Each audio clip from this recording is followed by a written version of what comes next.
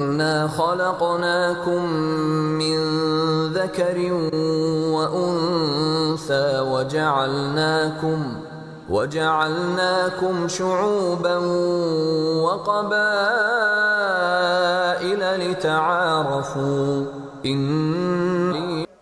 Rahmatullahi wa barakatuh. My name is at Princess Noura bint Abdurrahman University.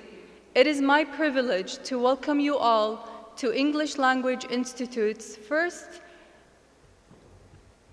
International English Teaching Conference, ELT Futures, Empowering Minds and Embracing Sustainability and Innovation.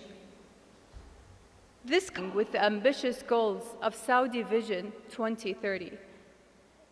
Today, we are gathered with an exceptional group of experts, leaders, and educators from across the globe to engage in discussions and engaging panel discussions and interactive workshops, and offer practical tools to enhance teaching and learning experiences. As we begin this inspiring day, I encourage you to actively participate and take advantage of the opportunities for collaboration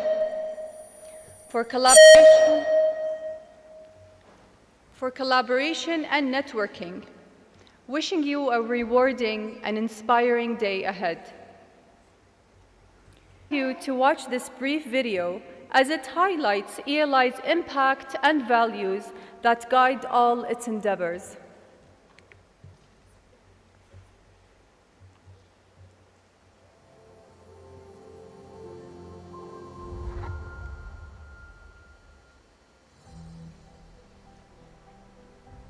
Nestled at Princess Noura bint Abdurrahman University, we are proud to shape the future of English language learning. At the ELI, we provide a world-class learning environment designed to empower students with the tools they need to succeed in today's interconnected world.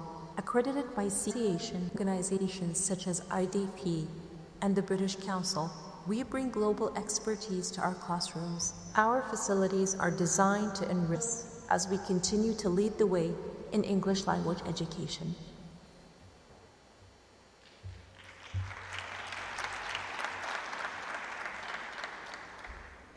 And now, as we begin our journey of learning and discovery, with the opening remarks from the Dean of the English Language Institute, Dr. Dania Sha'lan.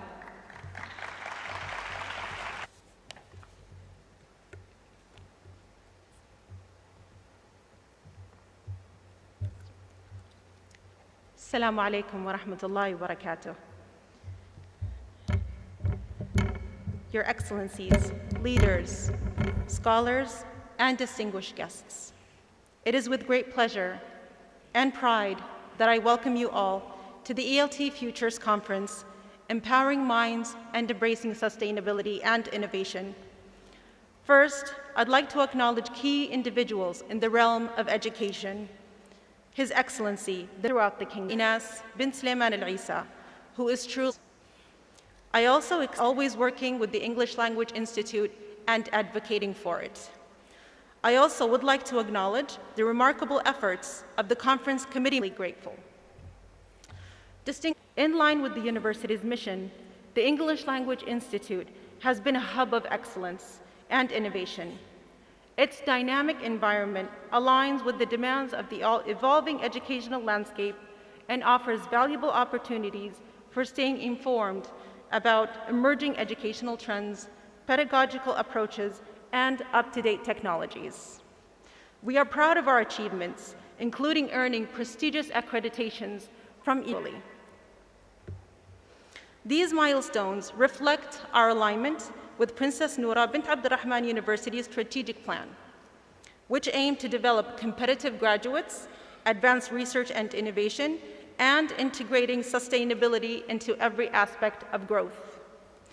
The theme of our conference, Empowering Minds and Embracing Sustainability and Innovation, is deeply rooted in our mission to foster creativity and collaboration.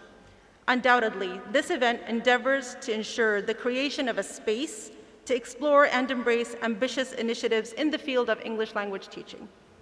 It offers the chance to bridge gaps, transform ideas into action, and to find novel solutions that resonate far beyond our classrooms. By integrating sustainability and innovation into our discussions, we are not only addressing the immediate needs of education, but also shaping a more resilient and adaptive future that nurtures and supports robust problem-solving skills, community engagement, and ethical consciousness. I am confident that these conversations we will have here today and the exchange of ideas will inspire impactful changes in our professional contexts. So thank you all for being part of this significant event and contributors to what I hope will be a fruitful innovations that leaves a lasting legacy for generations to come. Thank you very much.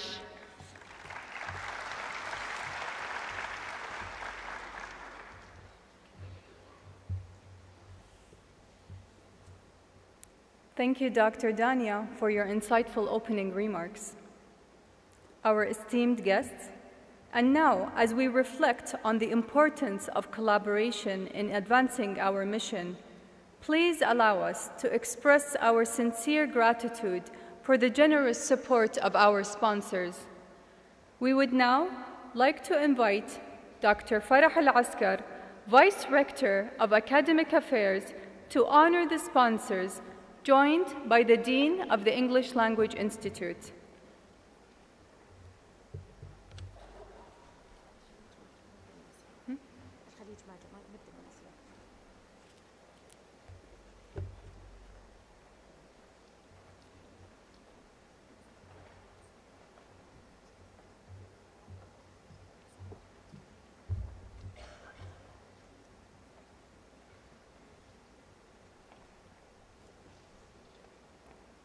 Asiyaf Development Company.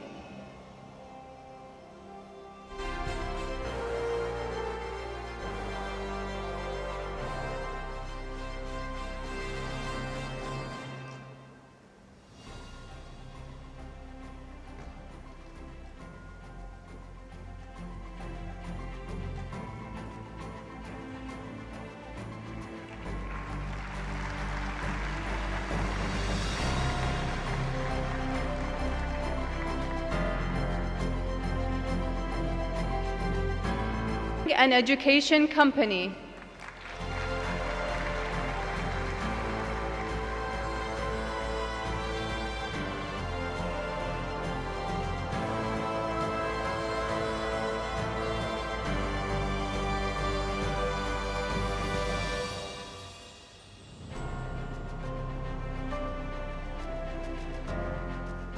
V-Test.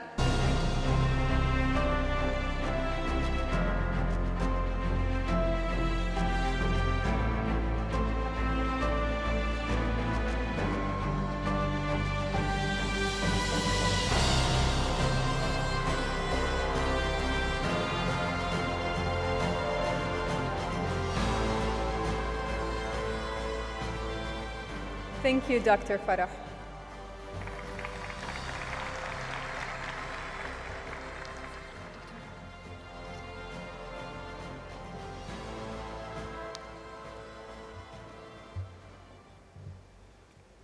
Ladies and gentlemen, we now turn our attention to the first keynote session of the conference. I am delighted to welcome Professor Mansour Al-Malki, a professor of applied linguistics and higher education consultant. He serves on the Board of Trustees at Prince Sultan University and has held significant roles, including Dean of the English Language Center at Taif University and an educational consultant of integrating United Nations Sustainable Development Goals in EFL education, strategies for empowering global citizens in tertiary institutions. Please join me in welcoming Professor Mansour Al-Malki. Assalamu alaikum. First of all, I would like to thank all those being in charge and responsible for arranging this great international event. What we've seen from the ELI at the Princess Noura University is something that we should all be proud of. And today we will be talking about a very much relatable topic into EFL education. And this is a way forward to empower global citizens in Saudi Arabia.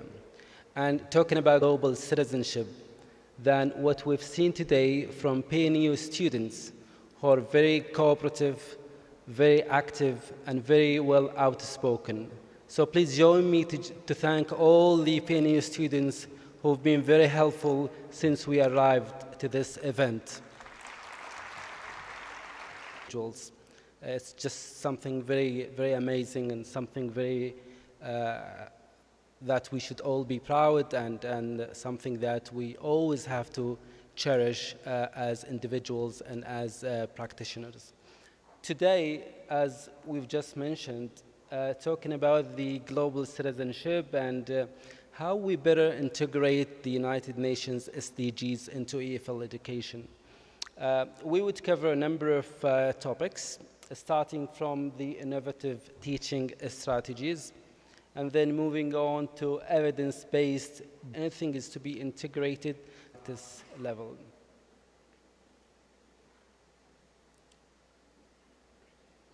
So just a bit of an idea about the SDGs and what are they actually? We've actually heard a lot about Sustainable Development Goals, and there are different perspectives about how we define sustainability in different sectors or different domains. So when we talk about those, first of all, we all know that there are 17 UN SDGs that would tackle and cover different domains and different areas. So 17 goals, they are very much interconnected. And this is very important to highlight because focusing on one SDG would eventually contribute to achieving another SDG, be it environment, society, gender equalities, poverty, all those domains. When we focus on one, this would be formative. We mean applying one in one context would help us again to apply such SDGs in another context. So what is sustainability?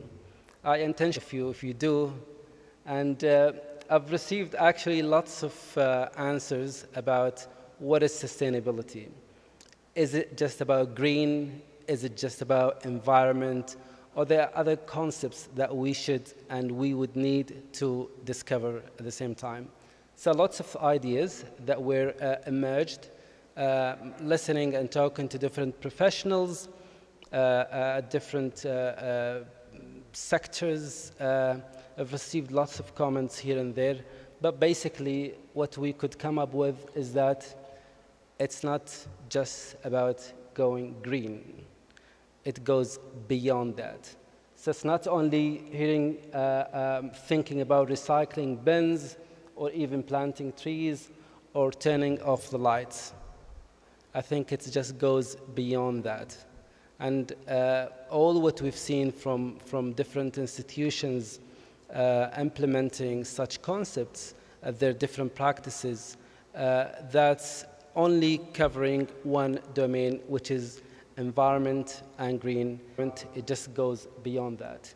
It helps shaping minds. By implementing such concepts, such global ideas, discussing issues that are happening here and there, that would contribute eventually to activate students' critical thinking and building futures. When we have such topics and issues being discussed inside the classroom at different levels, be it in EFL or even in other disciplines, that would eventually help our students to be global citizens and aware of what's happening around them. And again, most importantly, lasting impact. When we say sustainability, we eventually mean that things have to sustain and have to remain, and things that should be more of like a consistency than a one-event action.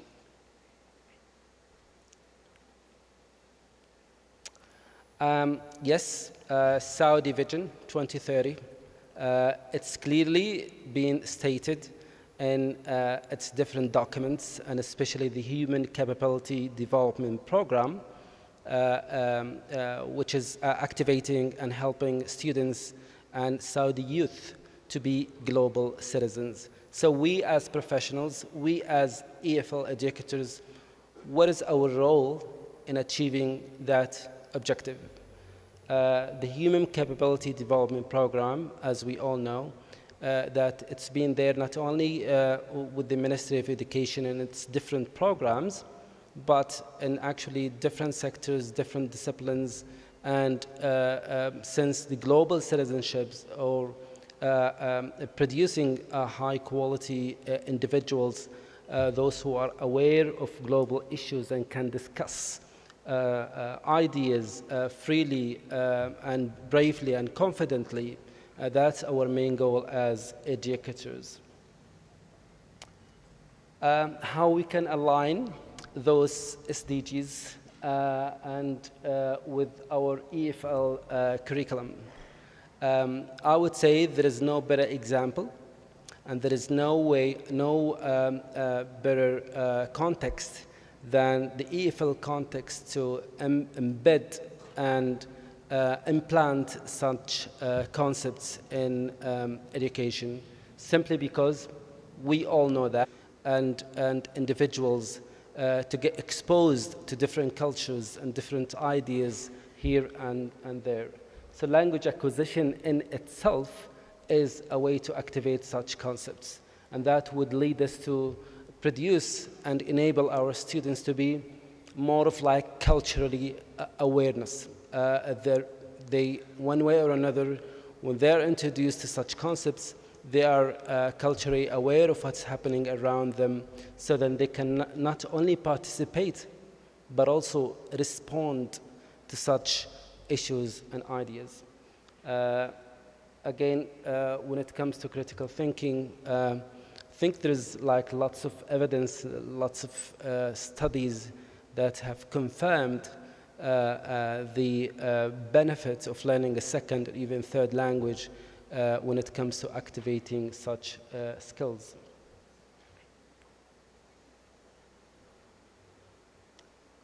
That would lead to what?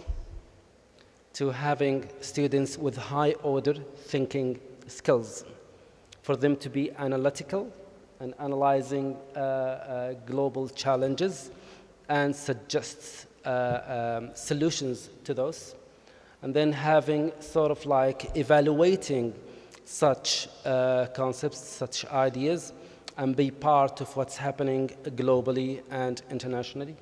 And then having like action plans of what we should be doing and how we should be tackling and introducing and talking about those challenges that are happening here and there. Talking about those SDGs, when we just look at them, all those 17 SDGs, if you just look at them, they just move from society to environment to global issues, how countries should be in partnerships in terms of achieving such SDGs, how they should be collaborating, how we prepare future leaders, and so on. So when we actually introduce such concepts to our students, we broaden their future horizons, we broaden their potentials. These are some of the SDGs that are, I think, somehow are relevant to EFL education. Well, SDG number 4 is a well-known SDG, which is quality education. And all those who have been involved in quality and accreditation projects know very much this goal and how it's been implemented in different aspects of higher education institutions. We also have the SDG 5, which is somehow related to our context, and I'll be talking a bit about it when it comes to localizing some SDGs and making them compatible with different cultures and different contexts. SDG 10, reducing inequalities, and SDG 17, which is the ultimate, the last SDG, partnerships for the goals. Now, when we see, for example, PNU, Princess Noura University, having a partnership with another university somewhere else globally, just to collaborate on some of the educational aspects, that would eventually lead to achieving some of those goals. So again, back to the Human Capability Development Program and its main emphasis on global citizenship. Why it's important, how it can be achieved. Why it's important and how there are actually a number of strategies that can be implemented. And I've seen this, by the way, at different institutions here in Saudi. The thing is that, and I believe that all my colleagues who have been involved in different strategic planning projects, they would know this very well. The problem with having initiatives is that most of them are not sustainable. And if initiatives are not sustainable, they wouldn't have any impact. So if they last long, if they are strategically designed, strategically executed, strategically implemented, they would have an impact eventually. So seeing such strategies being there at different institutions, like for example having international forum participation or cross-cultural learning, or even participating in leadership in global initiatives, or even the digital collaboration that can be happening here and there between institutions. The most important thing is that having an initiative in itself is good. But what's even more important is to have that initiative more sustainable. How can we have it more sustainable? Is we tackle it at the strategic planning level, and that's very important. What is, as a result, what's gonna come? I mean, as an outcome of such initiatives that we would be implementing at different levels in our institutions, activating global citizenships. Definitely, that's again one of the main goals that we are tackling in our different initiatives. Advancing problem-solving skills when it comes to our students, critical thinking, intercultural understanding. Again, that's one of the concepts that are there, I believe, in different EFL curriculum. English itself and learning a second language itself would enhance a student's cultural understanding.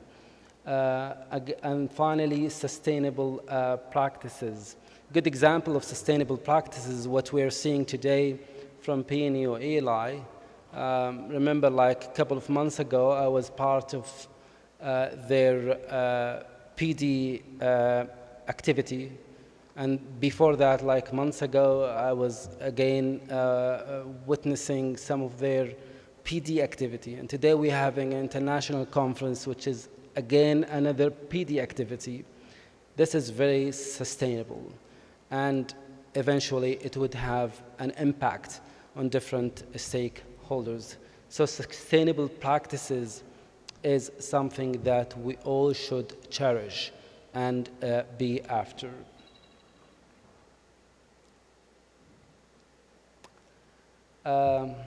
Curriculum designers at the pedagogy level. Probably what we've covered so far is at the policy level, but now more of like talking about the pedagogy level and curriculum designers and how such concepts can be introduced to EFL education. We all know that different textbooks would have different themes, and those themes, when are taught inside the classroom and introduced to our students, discussed and assessed eventually would contribute to their overall understanding of such global concepts. Real-world scenarios involving our own students to be active members of discussing and providing solutions to such issues. And task-based approaches, again, this is for curriculum designers. The task-based approaches, project-based learning, the project-based learning, and I believe that what's happening here at the ELI PNU is more or less adopting some of the concepts when it comes to project-based learning. Now, for example, involving our students to be active learners, to participate, not only be receiving information from their teachers, but also they themselves need to be part of the learning process. And group debates, research, and finally problem-solving activities that would help them to be active learners at the same time. Technology, this is something we shouldn't be missing, especially with the new advancement of technologies and new developments when it comes to artificial intelligence. I believe that what we're having today with all the technological tools would help us to be more active in this domain, and not only in this, in even other domains, having our own students benefiting from such advancements would contribute eventually to have our practices more sustainable. With this, we talk about online discussions, forums, global virtual exchanges, and all those sort of activities. And my favorite one, which is the assessment practices. Again, talking about assessment and testing practices is always a debatable topic. Whether we should keep what we've been doing as is traditionally, or contribute to improving what we've been doing because of the new advancements and new like practices happening in the field.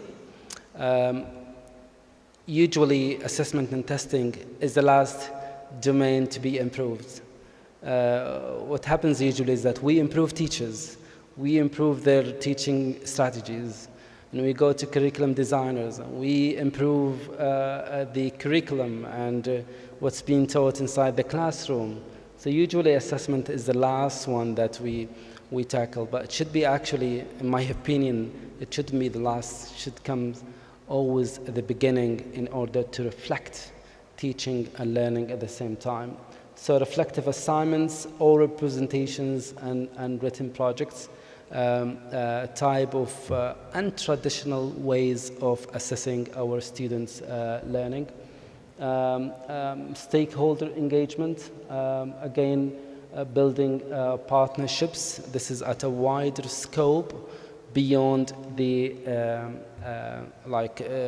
school level or classroom level, and aligning with sustainability goals that would, again, as we just mentioned, help our students to be aware of what's happening around them. There's some excellent examples that I myself been witnessing as someone who's been involved in different SDGs projects locally and internationally. One of those good examples is what's happening at Prince Sultan University. Prince Sultan University, me as a member of the board of trustees, there we discuss lots of actually initiatives that are not only a one-time or one event initiative and would vanish by the end of semester or end of the academic year, and are here today and would continue to be there tomorrow. We have a club called an SDG club for students, and that's actually a very active club tackling all the SDGs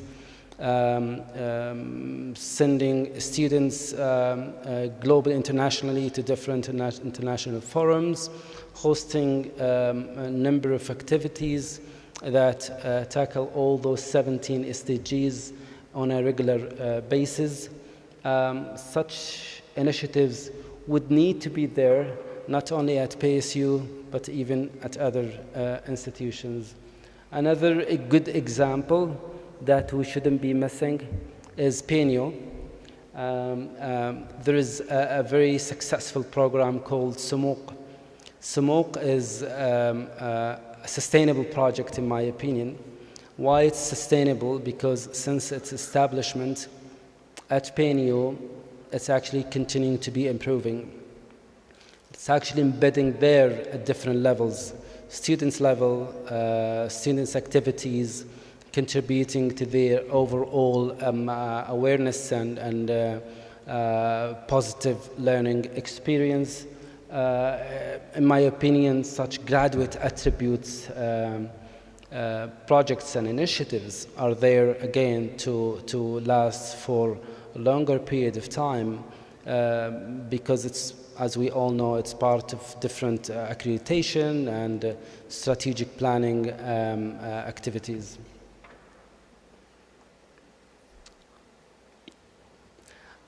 Most importantly, we have 17 SDGs, right? Are they all applicable to the Saudi context? Yes or no? Big no. Of course no. And that's why we have to localize what's happening internationally and globally to our own context. And if you just look at those 17 SDGs, we might be having some of those that are not very much applicable to our own values, our own customs, but then we can customize and make sure that they are applicable and they can be implemented safely in our educational programs. So cultural relevance, that's one of the things we should always keep in mind. And national priorities. As someone who's been actually reading lots of governmental documents tackling human capability development programs and making sure that they're in line with the 2030 vision, there are a number of priorities, and I can assure you that global citizenship comes at one of the top priorities on that list. And local challenges, of course, the challenges that we're having, be it societal or educational, should be in line with our priorities in order to work and solve them together successfully. Policy frameworks. Again, back to the policy level. So what we should be doing. We know the SDGs, we know why they're important, we know how can we implement them. So what we should be doing now? My opinion, to make things more sustainable, is that we should be having a framework. So unless we have a very clear roadmap, how things should be implemented, executed, and achieved eventually, there should be a clear framework.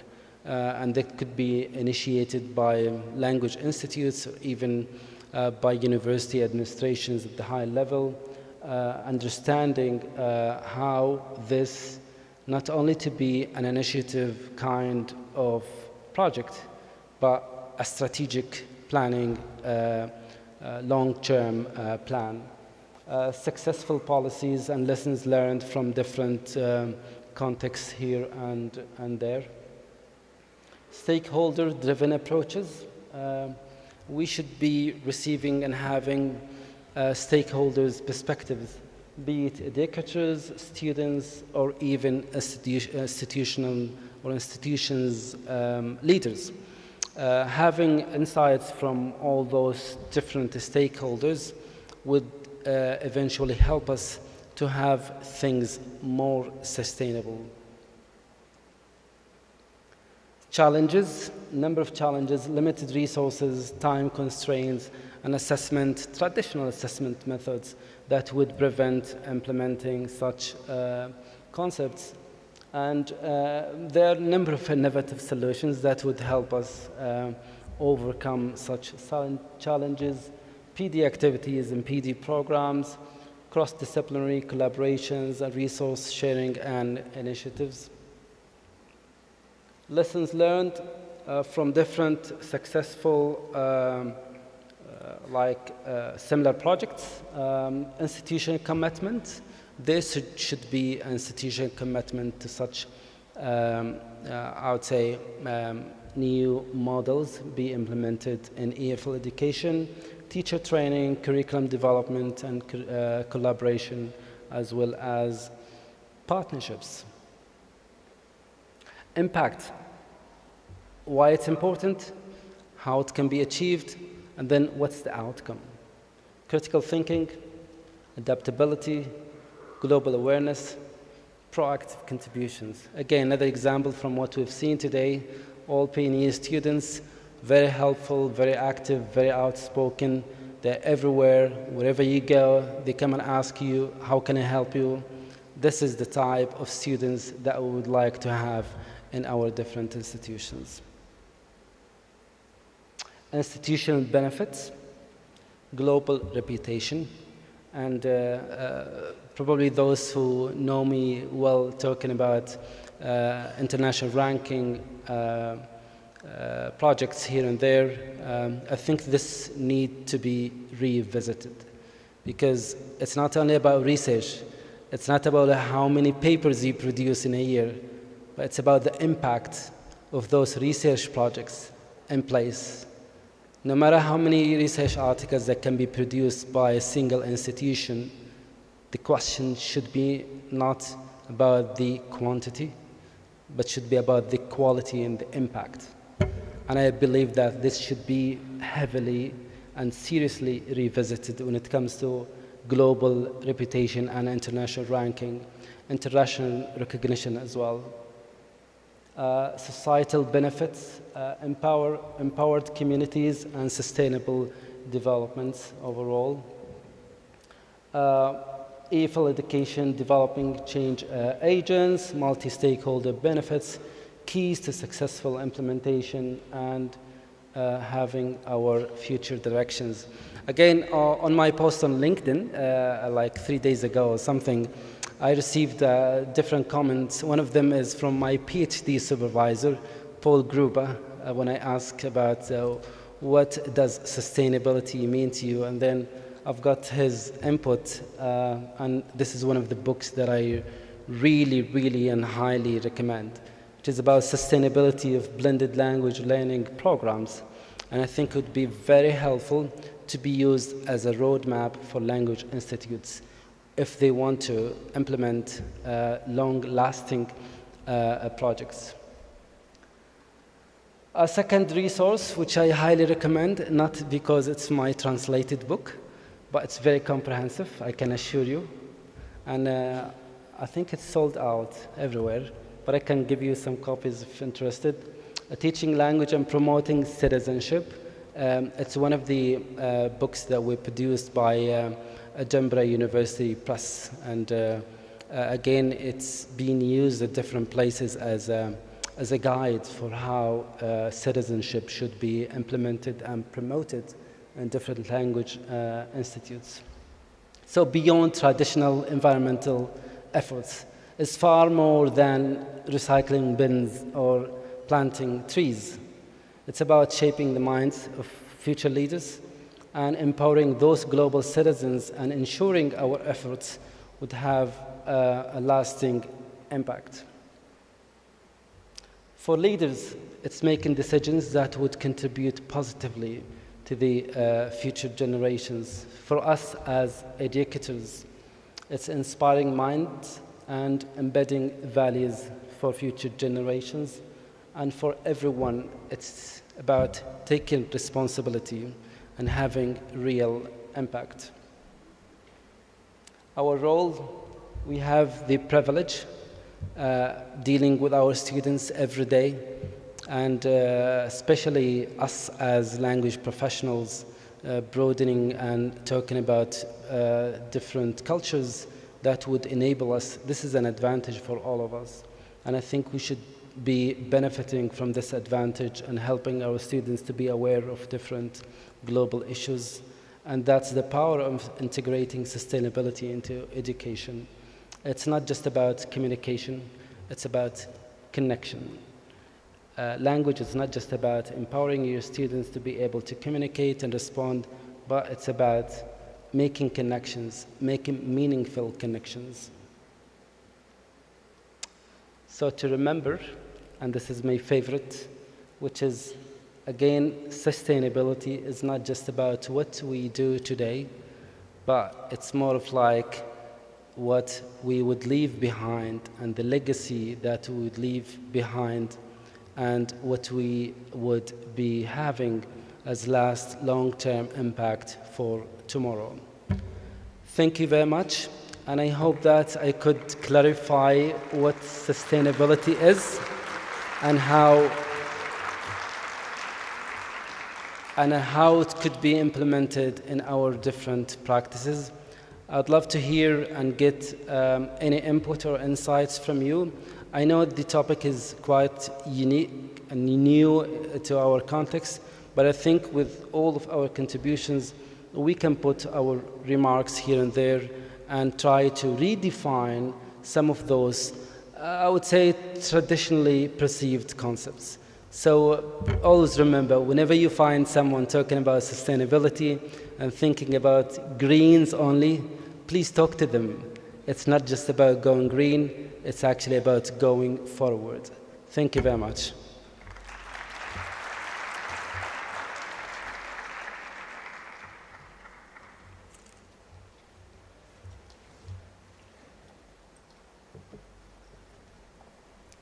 Thank you, Professor Mansour, for this engaging presentation.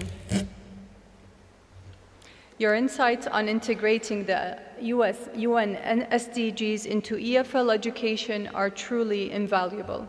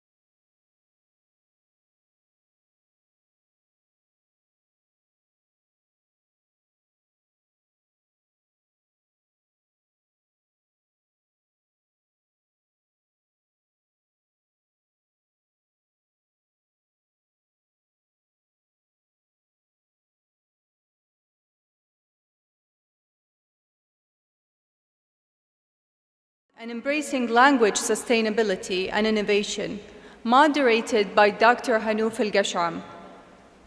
Our panel of experts, Dr. Hissa Abel Ala, Dr. Sajjadallah Al-Hawsawi, and Professor Dina Dakhs will offer diverse perspectives and insightful discussions on the topic. Welcome, everyone.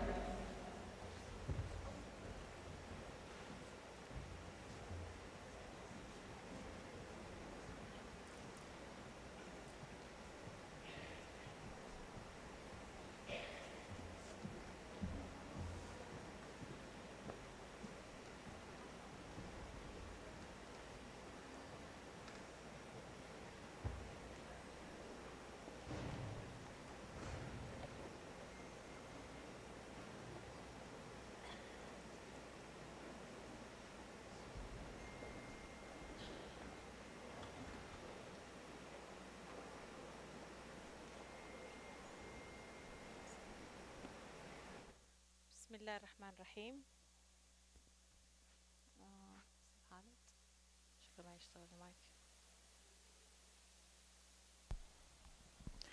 In the name of Allah, the most gracious, the most merciful.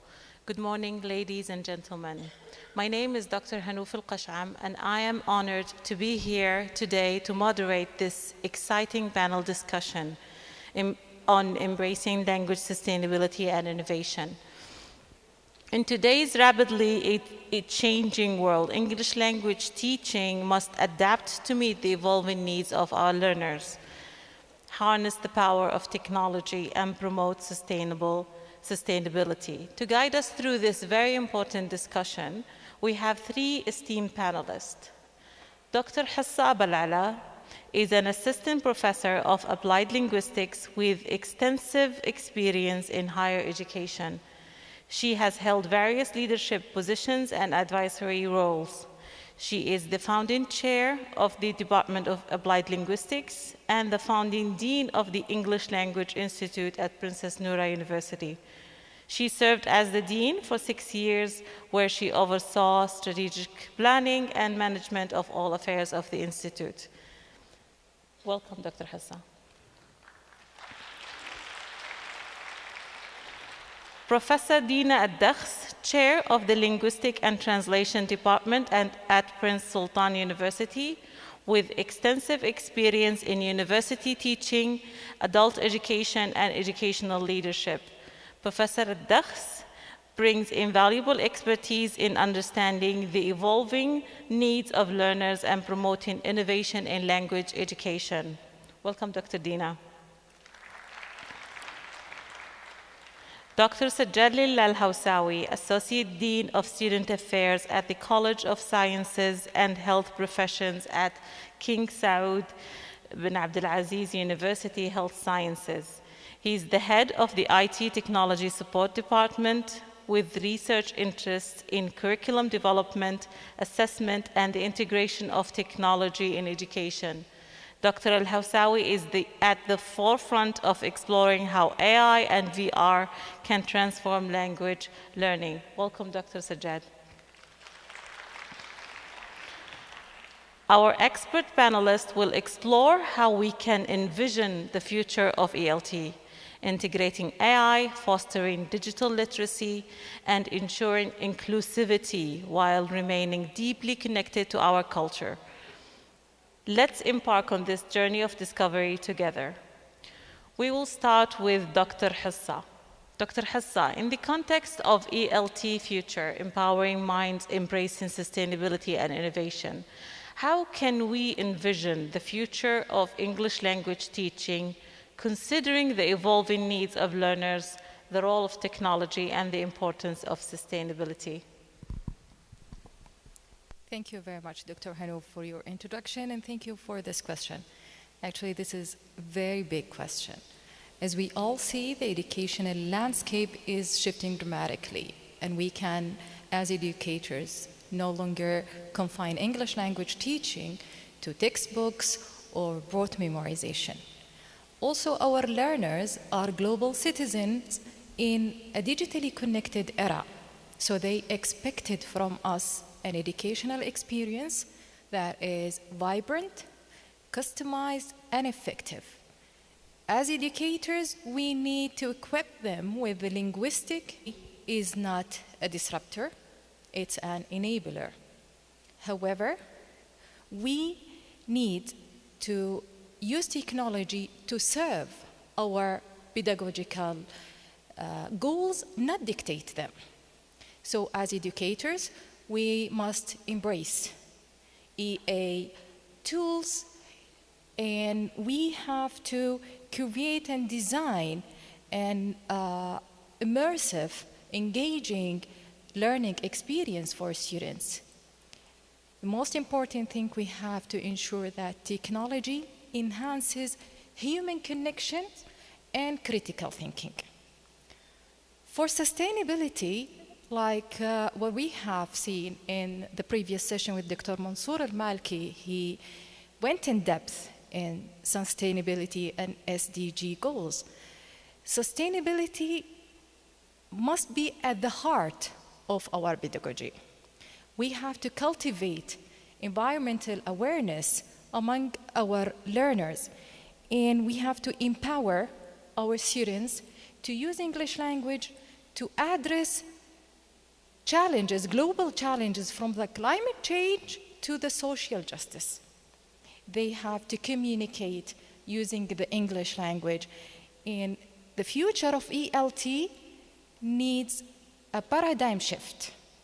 We have to move beyond the grammar drills and the vocab lists to fostering on critical thinking and intercultural communication and competence. I think that if we focus on technology, sustainability, and we evolve our learners' needs, English language teaching will adapt in a increasingly changing world, and can play a crucial role in shaping global citizens capable of addressing contemporary challenges. Thank you. Indeed, Dr. Hassa, this is a vivid picture of the future of ELT, where technology and sustainability are interlaced. Dr. Dina, with AI increasingly influencing the demand for language skill, how can we ensure its sustainable integration into language education? Thank you very much, Dr. Hanouf, for this important question. Integrating AI into English language education has become imperative. According to the International Monetary Fund, 40% of global jobs will be complemented or replaced by AI very soon. So we are preparing students for a different reality, for a reality where they will be working alongside AI. Despite this fact, it is estimated by the UNESCO that only 10% of institutions, educational institutions worldwide, have prepared sufficient guidelines for the integration of AI into education. This means we need to work really fast. And I've been reading by experts for the World Economic Forum that it is advised that we work in 5 different directions.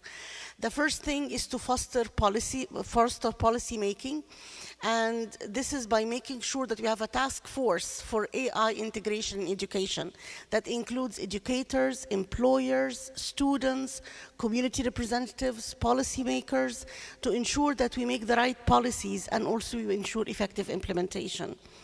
We also need to increase AI literacy. We need to incorporate AI into the curriculum to make sure that our students realize its potential, the opportunities it makes available, its limitations, its ethical considerations, in order to use it effectively and responsibly.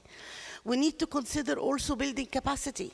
We need our educators and staff as well to be provided with enough professional development opportunities so that they are trained on the incorporation of AI, whether in curriculum or in school operation, management operation. We need to provide continuous guidance because this is not a one-time thing. This is going to be here to stay. So we need to provide guidance for all stakeholders. As Professor Mansour Al-Malki was talking, all stakeholders are part of the education process. And finally, we need to foster innovation. We need to invest in research, in development, to make sure that we advance the use of AI in education and to encourage the development of more and diversified technologies to serve the educational process. Well said. Thank you, Dr. Dina, for providing this valuable guidance on integrating AI tools. Dr. Sajjad, how can we broaden our understanding for sustainability in language education beyond the use of technology? What other creative and impactful approaches can we incorporate? Thank you, Dr. Hanouf. That's really a deep question to ask about how to integrate things beyond technology. Technology is there to help us, so we need to think about how to utilize it, as Dr. Abul Ula mentioned earlier. So we need to think in different levels. This includes thinking about the content integration. So we need to go beyond thinking about textbook. Let's utilize the real world media, real world videos, real world material that out there. So that would reduce our dependence on printed papers, but also link our learning or teaching to the real world by providing authentic materials. The other thing also, we need to think about the classroom practices. So our classroom practice is often confined to the institution that meant to reproduce and normalize things. So we need to push boundaries, transcend beyond what we have in the classroom.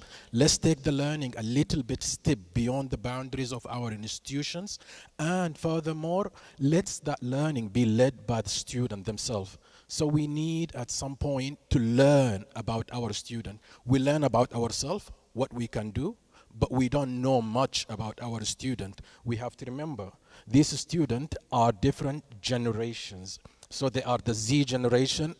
Some of them are millennium, but we are mostly baby boomers or people beyond that.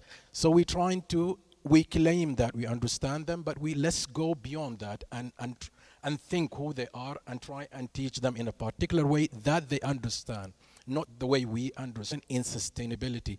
As Dr. Al-Malki mentioned earlier, sustainability is not about turning light or recycling bins, but it's more than that.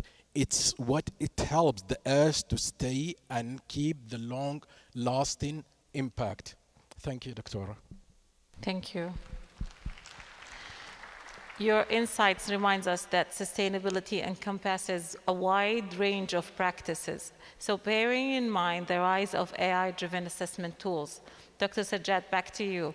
How can we ensure fairness and address potential biases while also promoting responsible use?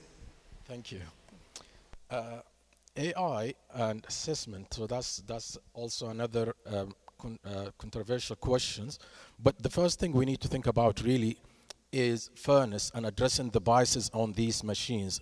Some of these machines, we need to think about how we train them and the data that we input in those machines. So we don't want a machine that is biased and train them.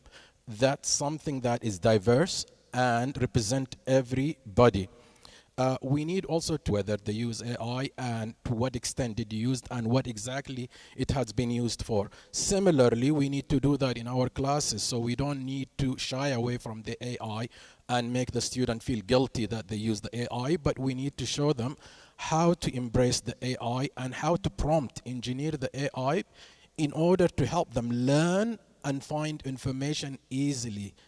Last year or maybe 4 years ago, we used to Google things. Now we don't have to Google things because AI can give us the information. All we need to bring in the human eye into it, because AI sometimes may hallucinate. So we need to think about it and rethink about what is being produced by the AI.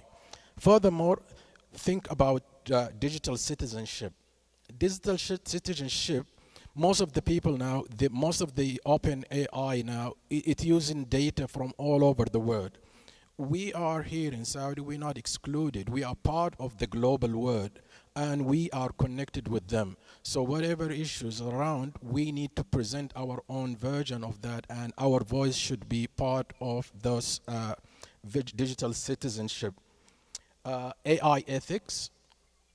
Again, AI ethics is really important. We have not yet to come to a conclusive framework about the AI ethic, but we need to keep striving for one, and surely we'll never arrive to one, by the way. Thank you. Thank you, Dr. Sajjad.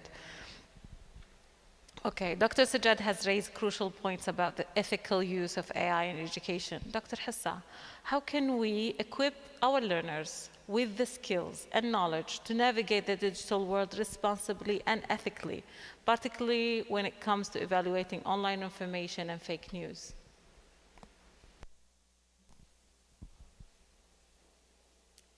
Okay, yes, we are educators, but I think we need to be lifelong learners ourselves.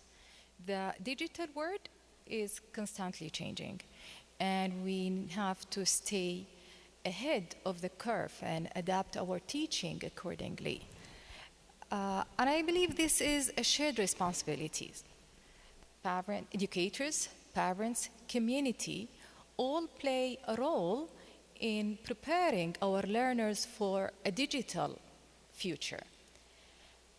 As educators, our foremost task is to cultivate critical thinking skills in our learners regarding online information. Our learners must evaluate sources like detectives. They have to ask themselves, is it reliable? Who wrote it? What is their angle? And is it up to date? Also, we have to focus on the digital citizenship. And this is not about knowing how to use the keyboard. It's about understanding their digital footprint. It's about protecting their privacy online. It's about communicating respectfully online. We have our role as, educators to prepare our learners for the consequences of sharing their information online, both bad and good. Our learners must find reliable information, use search engines effectively, and spot fake news. And this is a very crucial skill in today's dynamic world. The question is now how to do this. Simply, we integrate all these skills into everything we teach. This is not a separate class, it's a mindset. As educators, we must model critical thinking in our lessons. And also we need to use technology thoughtfully in the classroom. And the most important thing, we need to create safe spaces for our learners to explore and to learn. Thank you. Thank you, Dr. Hassa, for highlighting the importance of digital literacy and critical thinking for learners to navigate the digital world. With that said, Dr. Dina, how can we empower teachers with assessment tools and AI technology in their own practices? Of course, assessment is an integral component of education. You cannot have education without assessment. I hope that you agree with me that there are many teachers so far available to us. So we need to highlight the opportunities that management and engagement, different opportunities that are available by AI. We need a change of mindset where educators can see the opportunity. For assessment, you assess course learning outcomes. So I cannot ask educators to redefine assessment when the course learning outcomes and the curriculum itself is not ready to meet the age of AI. I think when calculators were first introduced, mathematicians must have revised the mathematics curriculum in order for foundation skills to give less weight and for higher order thinking skills to take more weight, because the foundation skills could have been replaced by calculators. So now we are facing the same situation. We are having to revisit our curriculum in order to enable teachers to change assessment. We need to focus more on higher order thinking skills like critical thinking. We need to focus more on durable skills, which are the skills that are needed in the 21st century, like resilience, like communication, leadership, adaptability, collaboration, etc. We need to incorporate that more in our curriculum. Also, we need to, I find very important to be very practical. We need to make sure that educators are provided with enough resources. This is not an easy task because resources are emerging every day, new tools are emerging every day. And for me as an educator to keep pace with all that, it's very difficult. So I think every department, every institution, every university needs to have a platform for the recommended tools with maybe videos to explain how to use these tools, what are their benefits, what are their limitations. We need to encourage collaboration among educators, maybe sharing success stories. If you've shared a tool in assessment, it was successful, then share it with your colleagues. We need to, again, include more of capacity building workshops. So I think we need a combination of things together. We need, as I said, raising awareness. We need revisiting the curriculum and providing resources so that teachers can start embracing AI tools in assessment. Thank you, Dr. Dina. Dr. Dina has emphasized the importance of preparing teachers for the future of ELT. Building on this, Dr. Hissa, how can we ensure that both teachers and learners are ready to embrace the opportunities and challenges for a world increasingly shaped by technology, globalization, and sustainability? Yes, technology is advancing and globalization is accelerating. And as what we have seen in the previous session with Dr. Mansour, sustainability is not a buzzword anymore, it's a necessity. As educators, we need to cultivate, and I think we need to encourage learners to analyze, synthesize, and to create. Like Dr. Dina mentioned, now AI is not a threat anymore. As educators, we need to embrace AI tools because AI and technology can be used to personalize learning, to provide real-time feedback to our students, and to create immersive learning experience to our learners. However, it's very crucial to emphasize human connection.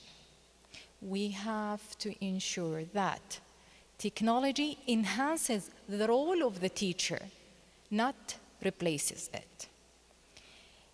It is essential to cultivate a sense of global citizenship. And this implies introducing our learners to diverse cultures, and as we mentioned before, we have to encourage our students to use English language to address global issues like climate change.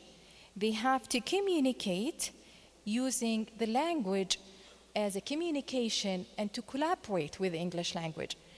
And let's not forget, again, sustainability. We have to integrate environmental themes to our lessons to promote eco-friendly practices. Thank you. Thank you, Dr. Hissa. This is a lot to consider, Dr. Hissa, about the future of ELT. Now let's delve deeper into one of the key tools shaping that future. Dr. Dina, how can AI be leveraged to create more personalized and effective learning experience for all? Thank you very much for talking about personalized learning, because this is one of the main benefits of AI. It is estimated that $5.88 billion were spent in 2024 on AI of the dire need for personalized learning. So personalized learning is at the heart of integrating AI into education. AI can help in different forms with personalized learning. First, adaptive learning is one available option where teachers can decide the objectives or the goals, can engage, can coach, can manage. However, AI to technology can create an individual or a personalized learning plans for every student, where students don't have to focus on concepts that they already know. They only master the concepts that they really need to know. And so the winner is the student, because they have mastered all concepts and they don't get to focus on things that they already know. Another thing is targeted interventions. We always talk about targeted interventions and that we need to help the students who have academic difficulties and challenges.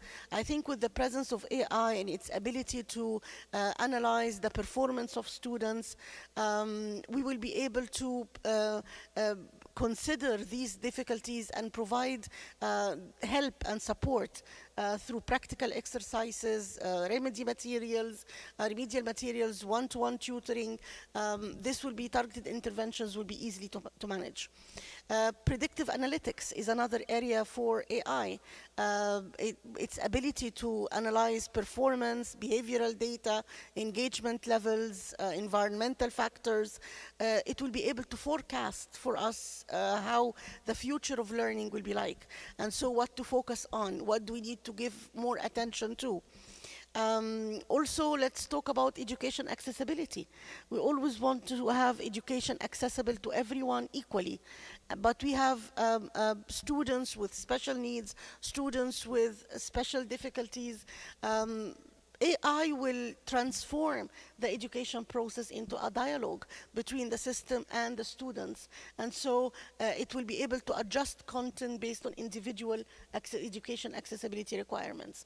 So I think the future has a lot in store in terms of personalized learning with AI. I am not disregarding the challenges that we have. I know that there are challenges with the digital gap, with the misuse of personalized information, with algorithmic biases, etc.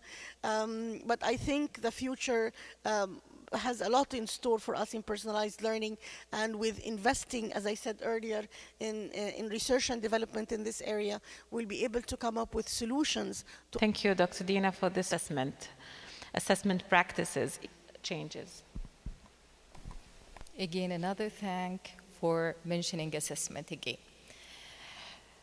I believe that most of the people here, if it's not all of them, would agree with me that traditional assessments like static tests and exams are no longer sufficient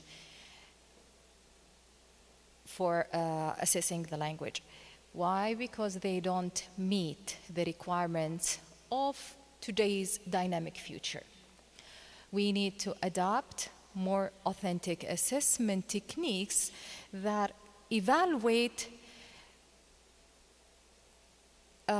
practical skills and abilities. In example, I mean, we have a lot of examples that we can use, like what Dr. Mansour mentioned, project-based learning, portfolios, presentations. These assessments can allow us to evaluate a wider range of skills, such as critical thought, to transfer assessment by providing personalized feedback, like what mentioned by my colleagues, and also adapting to students' needs. The most important thing is automating tedious tasks for our teachers.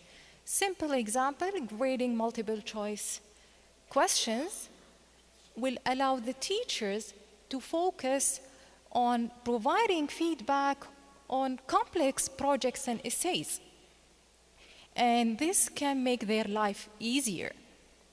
However, while AI can enhance learning, the human element is vital.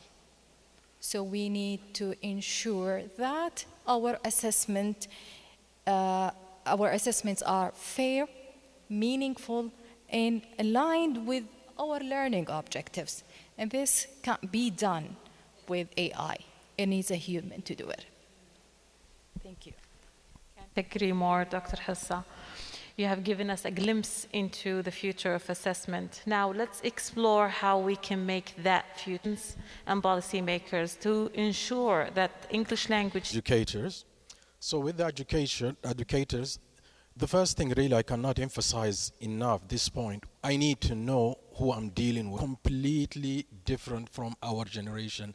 These kids, they cry if somebody delete them from their Snapchat. They will they'll throw tantrum for that. So we need to understand them. The idea here is we're trying to educate them from our own perspective, and we're trying to impose our own values on them. The first thing that, as they say in England, if you want to win a race, you need to ask the horse. So we need to ask them, we need to involve them. The educator needs to really come close to these kids and try to understand how they learn, what is it they want to learn. And also reflect on ourselves about what do we know about their own world. So that's the first thing I would go with the educators. The second thing, as Dr. Hissa mentioned, digital literacy and language proficiency. When we link this to the sustainability back, we found a child that is sitting in Madagascar communicating with one in Riyadh and playing game with the one, but also they talk to each other. So here we have actually the whole idea of global citizenship is developed, and they sharing ideas with each other. And the language they use there is English, which is the lingua franca. So because we're talking about sustainable goals, SDGs, our global goals, we need also a mean that could help in communicating these issues locally and globally. Most importantly, also when it comes to sustainability, we need really to be vocal about the SDG, because we're talking about gender issues. This is we're talking about inequality. This is we're talking about because we want to address the poverty and so on. When it comes to the institutions, they need to officers. We have the other thing also I would like to talk about is the collaboration. It's been mentioned before, collaboration not with other locally or even globally. We need to think about that. Policymakers, this is very hard question for them, because with that we need to think about the kind of language we want our generation to learn, but also returning their culture, their identity, but also communicate and participate in the greater dialogue. The other thing also, funding research. Most of our research, as Dr. Dina mentioned earlier, research is important to explore how technology is working, how the SDGs. Remember, before the SDGs, we used to have the Millennium Development Goal, and before that, we had education for all when it was declared in Dakar. But about maybe 10 years ago, we brought the SDGs. God knows, in the next 10 years, what do we need to develop as well. So be open, reflect on what we do, and let's move to the future with question in the future itself. AI today is here. 4 years ago, it wasn't. 10 years in the front, in the future, we don't know what's going to come. So we need to prepare ourselves to be adaptable, to be able to change all the time. Thank you. Thank you, Dr. Sajjad. How great were the panelists? All right, as our discussion in personalized learning and assessment, the importance of digital literacy and critical thinking, and the need for sustainable practices in ELT. Let's carry these insights forward, embracing innovation, empowering learners, and working together to create a brighter future for English education. Thank you, my distinguished panelists, and thank you, our esteemed audience, for your attention and time.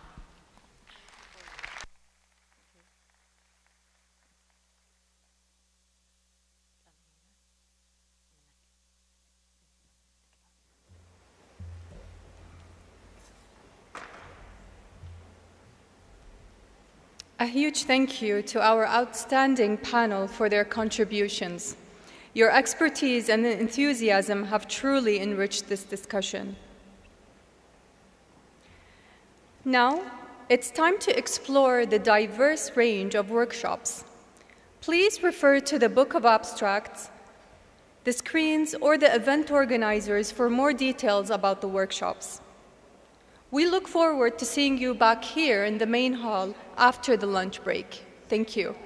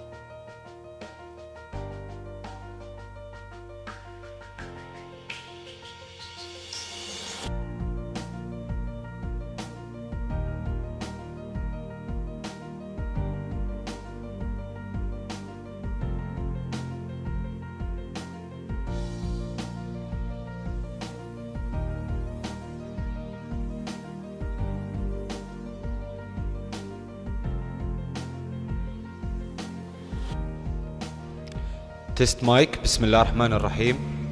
تيست 1 تشيك. تيست مايك. تيست 1 تشيك. بسم الله الرحمن الرحيم. تيست 1 تشيك. 3 2 1. تيست مايك. سي سي سي 1 2 3 سي سي سي. Okay? Done?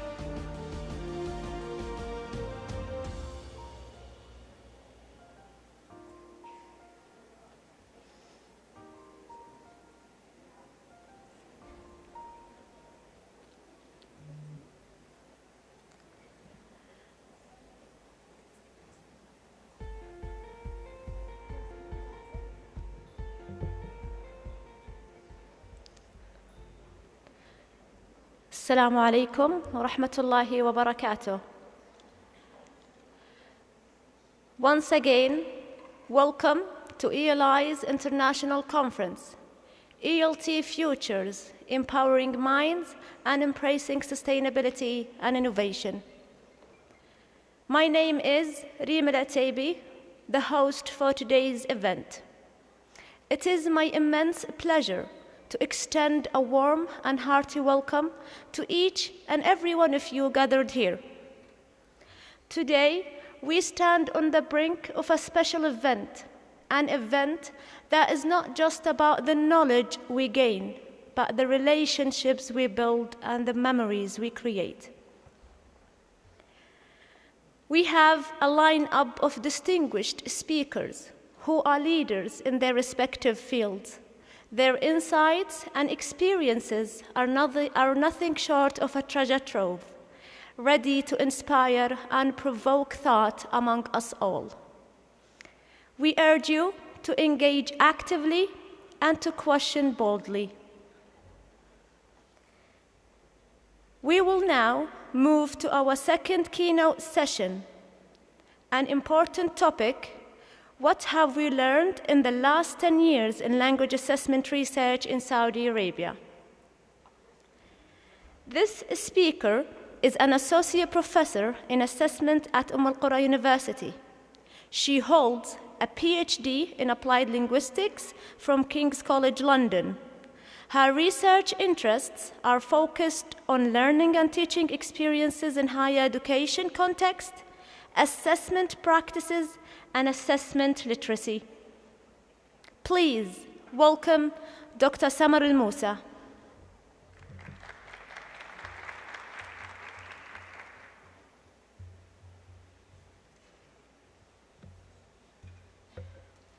Assalamu alaikum wa rahmatullahi wa barakatuh. First of all, I would like to thank the English Language Institute at Prince Noura University for the invitation. I'm very glad to be here today to talk about my research experience and what have we learned in the last 10 years of language assessment research. I strongly believe in localization, so my talk will be mainly focused on studies and research from Saudi Arabia.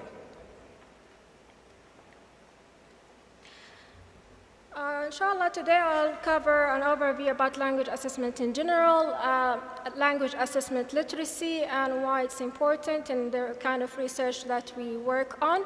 And then I'll talk about innovations in language assessment, the hot topic of artificial intelligence, also relevant studies from the context, and then I'll talk about a broader view of research studies that have been carried in the area. I'll follow that by talking about key research findings, and then we will finish with the implications and research directions.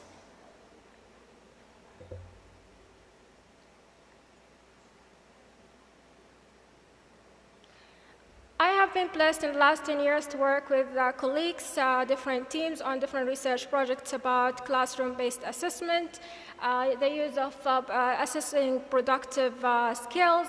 Also, now we are working on teacher-developed tests and versus AI-generated tests. And also, we worked on areas like translation faculty assessment practices, university faculty assessment practices, and also English language learners and anxiety levels during exams. When we talk about assessment, we always talk about the role of the teacher. The teacher is at the heart of the process, but a lot of the assessment practices that are carried in our institutions, they are unified. So we always ask about where is the teacher, or what's the teacher's role in the process of teaching, learning, and assessment. Also, the alignment between the learning objectives and assessment tasks, what are our learning objectives and learning outcomes, and then what are the assessment tasks. The use of tests for accountability purposes and how it can affect the way we teach and learn. assessment for learning as a component of classroom practice, and the influence of the test scores on the teaching environment. Other important areas are things like stakeholder groups' knowledge of assessment, what do they know, and teacher access to assessment-related training and education, professional development, AI tools for language assessment, test generation tools, the influence of the local context on assessment knowledge and practices, which is very important, online assessment security, this is a big topic after COVID, innovations, and sustainability in language assessment.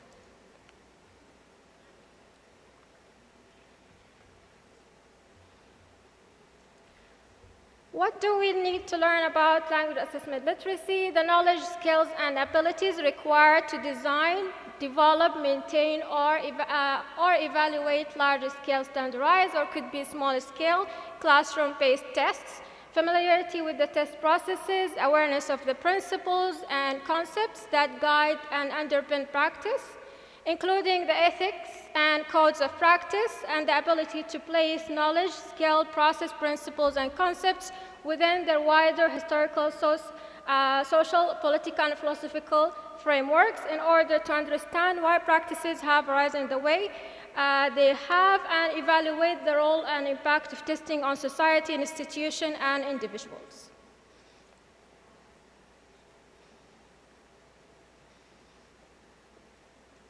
And we see it here as a part of the framework.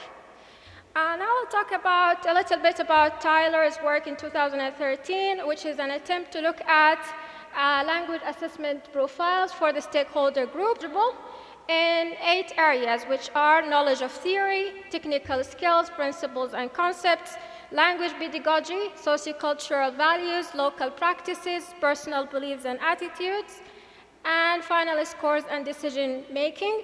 And we can see we have 4 groups. We have the test writers, developers, classroom teachers, university administrators, and professional language testers. And we can see that their knowledge varied according to the role they play. So a language test developer will be knowledgeable about most of the areas. It's like, for example, the local practice is less about that, but I disagree with this. I think knowledge of local practice is very important. And then we have Kermel and Harding, 2019, 2020, they came up with their language assessment literacy needs profile as perceived by the different stakeholder groups. And also they merged and changed the profile a little bit. So here we have developing and administrating language assessment, assessment in language pedagogy, assessment policy and local practices, personal beliefs and attitudes, statistical and research methods, assessment principle and interpretation, language structure use and development, washback and preparation, and scoring and rating. And we can see in this model, language assessment test developer as well as the researcher, they are almost at the same level of knowledge. While language teachers, they will have less knowledge about some areas, like beyond their control, like statistical and research. And also the decisions they are made based on these assessments. There are different measures that have been used to measure assessment in general, and also some of them developed for language assessment in particular, like the one with Kermel and Harding. And I want to talk about a general one which was developed by DeLuca and his team. We use this one. It provides an inventory for approaches to classroom assessment based on standards that are used in different countries. So they cover, well, assessment purposes, assessment processes, the designing, scoring, communicating the results. And then we have fairness, standardization, is it equitable, differentiated, and then things related to theory like validity and reliability. AI and language assessment. Nowadays we see lots of websites with ads about AI-generated tests, automated grading, adaptive assessment, AI-generated tests, data analytics, virtual reality assessment, and gamified assessments. These tools, some of them, they are free, open websites, and some of them are very sophisticated softwares developed by huge companies, like in the US, and they require a lot of work, a huge budget, so it's not accessible for teachers or learners. There are some promising features for the AI-generated tests, such as being tailored and adaptive assessment. They can be tailored to respond to learners' needs. And there are variations, there are different test versions. They can provide support to the teachers, so they have a second eye or a second rater, also a second opinion. It can be a source of new ideas at a real time. It can provide real-time results, real-time feedback, automated feedback, and real-time analytics about the performance, and production of relevant and effective evaluations. These promises are very big and also very attractive, but we don't want to forget the reality of AI. They require a lot of work. Behind that work, assessment, the test construct, and how we have to train the machine to do all these tasks, which can't be as if a human is doing the scoring, and the teacher knows the students and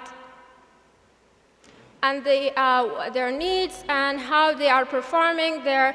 But these tools can be used if they are trained to mimic teachers' or assessors' behavior. So it takes a lot of work, and this is an important area for language assessment researchers to be involved in, to develop tools that can really mimic how test developers develop tests. I found a few studies from the local context in Saudi Arabia about the use of AI. Not all of these studies are assessment-based or related studies, but they discussed and talked about the implications of AI on assessment. They talked about ChatGPT challenges and opportunities, the impact of AI in reducing teacher anxiety about having to write and create many different assessments to teach and assess large groups. And also they talked about the impact of cultural intelligence on stakeholder groups, AI grading applications, and the use of them, and students' perception of innovative tools.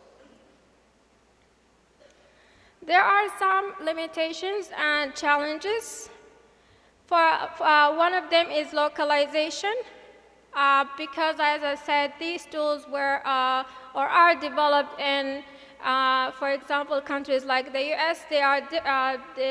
Do they recognize our students? Do they recognize their speech, the way they write as EFL learners?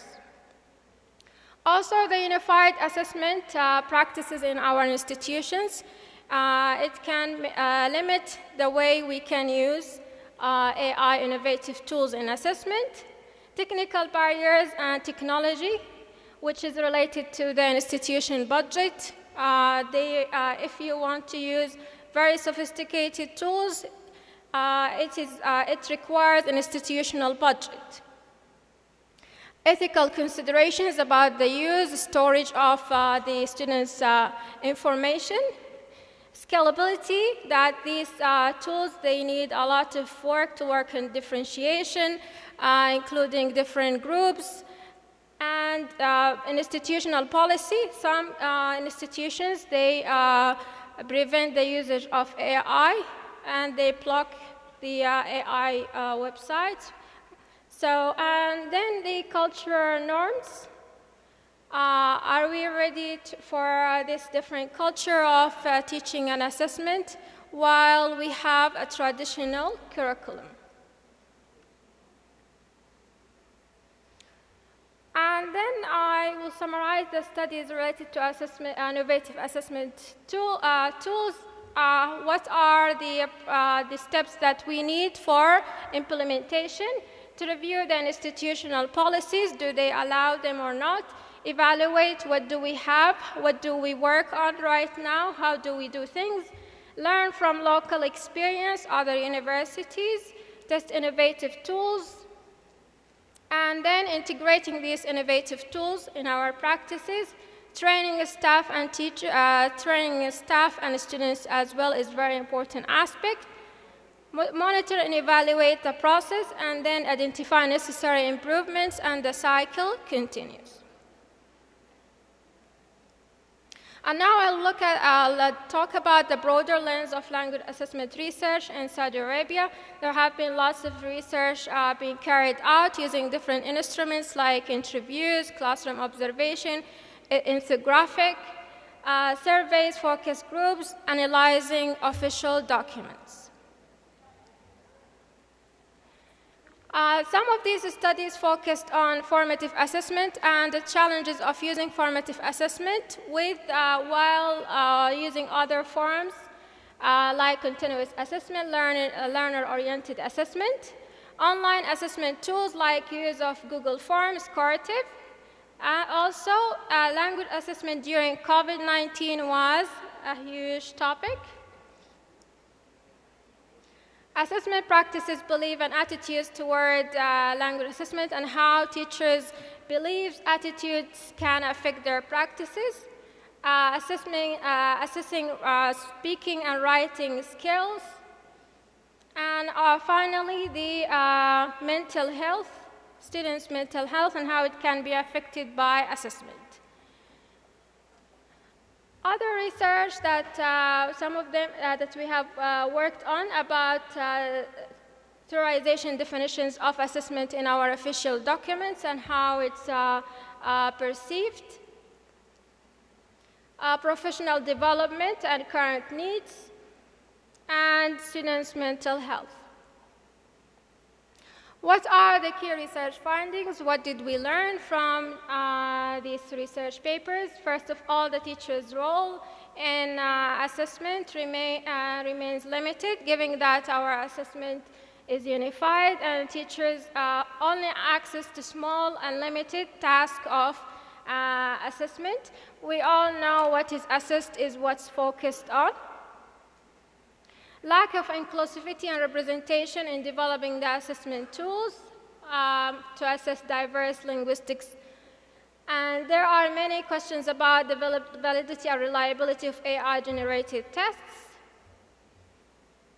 And the institutions should be aware of enormous impact of personal beliefs, experiences on assessment culture.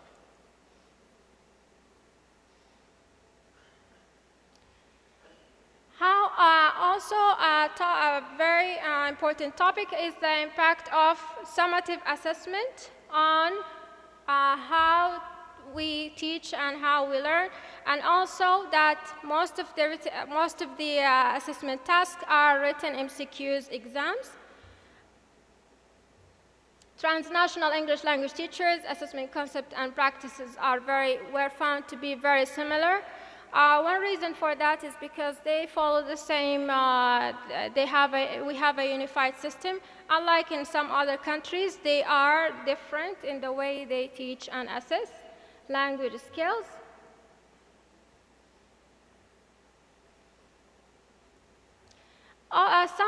In some institutions, they have a speaking and writing assessment existed, but in some institutions they don't have at all. They only assess grammar, listening, and reading.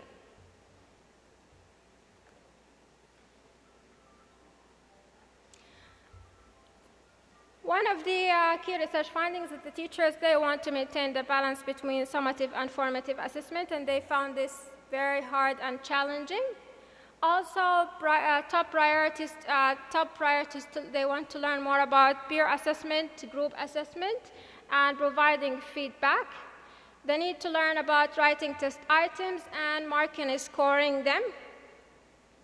And they also talked about not having equal access to professional development opportunities, especially the paid ones.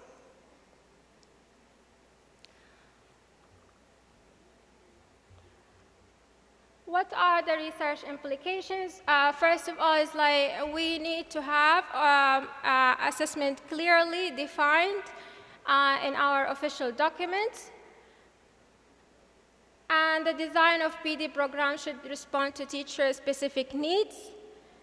A variety of assessment literacy opportunities should be provided to promote self-study, and that include offering wide range of, could be books, e-books, access to online paid courses. Also to have the localization of assessment standards, the same like in other countries, they have assessment standards they use and follow. So if we have assessment standards, then we can align our learning objectives and learning outcomes.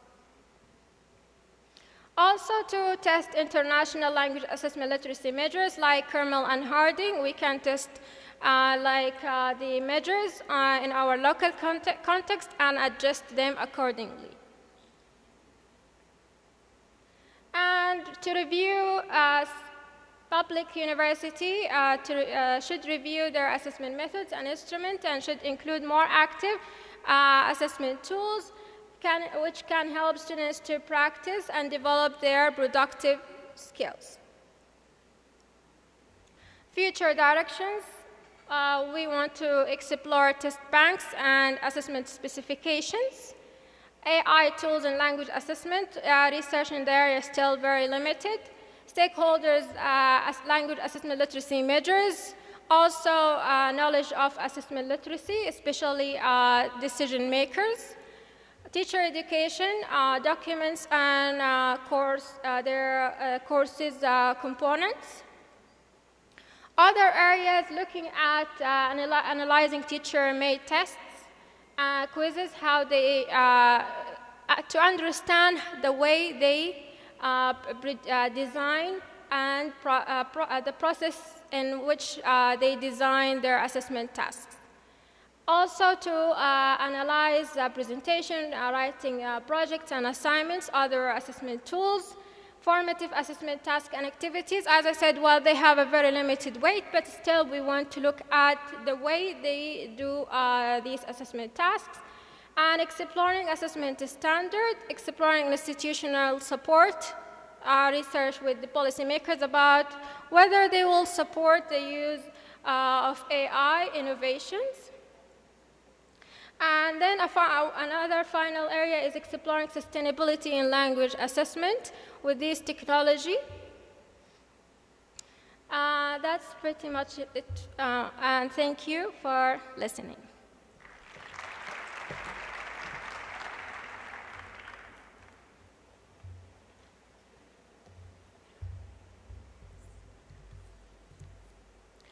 Dr. Samar, thank you for this fascinating presentation. Your analysis of the trends and developments in assessment research in Saudi Arabia was very informative.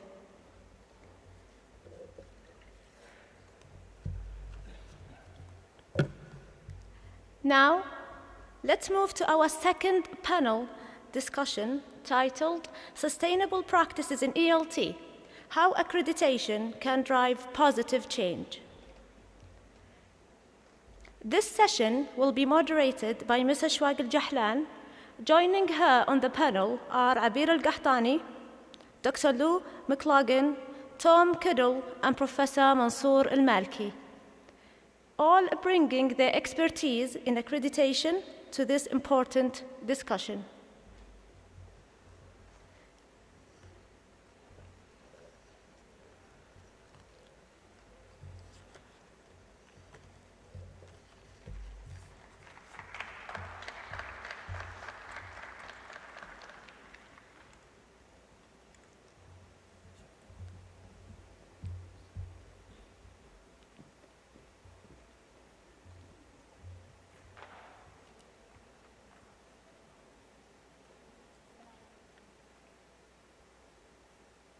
Assalamu alaikum wa rahmatullah.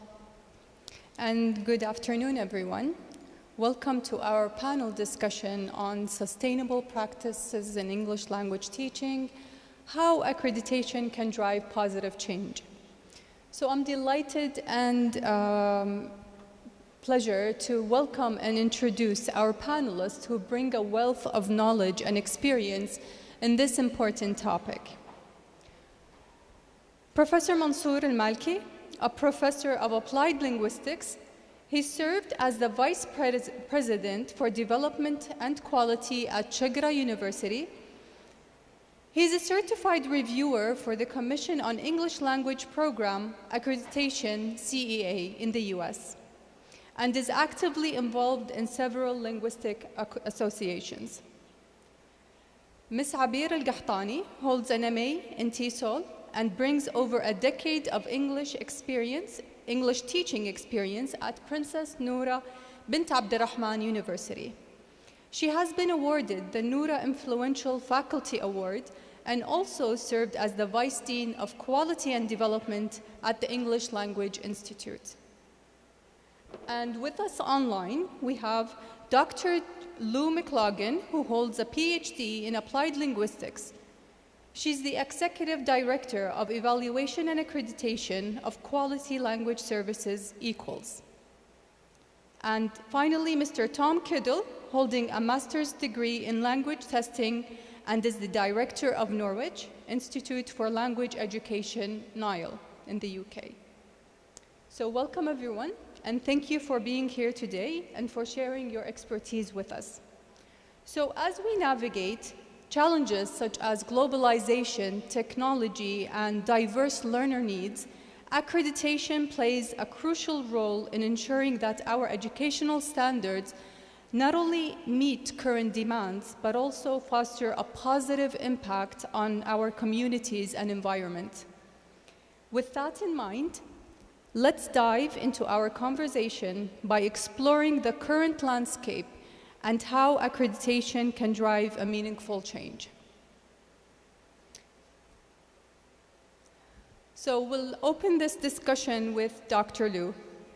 Dr. Lou, can you tell us what are the key roles that accreditation plays in maintaining educational standards in English language teaching? Ensures high educational standards in English language teaching by offering a rigorous framework for quality assurance. It promotes consistency in teaching, curriculum design, and learner outcomes, while fostering internationalization by aligning practices with globally recognized standards. EQUALS accreditation supports continuous improvement, it enhances institutional credibility, and it contributes to a globally interconnected educational environment. Thank you, Dr. Lou. Now, let's shift our focus to the national context. Professor Mansour, could you shed some light on the challenges and potential benefits of national accreditation for language institutes? Thank you very much, Dr. Ashwag, and again, hello everybody. Again, linking what is so-called sustainability to accreditation standards and how accreditation standards would eventually contribute to improving learning outcomes.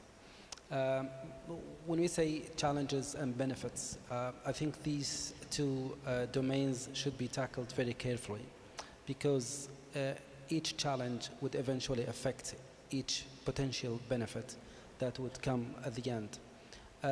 One of the biggest challenges, of course, that each language institute would face here in Saudi is the absence of an accreditation model nationally to be implemented different language institutes. Now, for example, we all know that the NCAA, and I wish that anyone affiliated with the NCAA would probably give us some insight about it.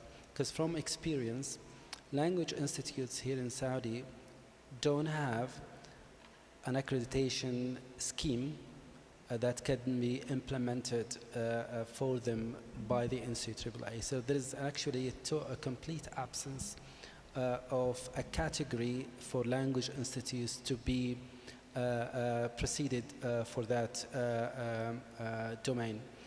We know that there is an institutional kind of accreditation.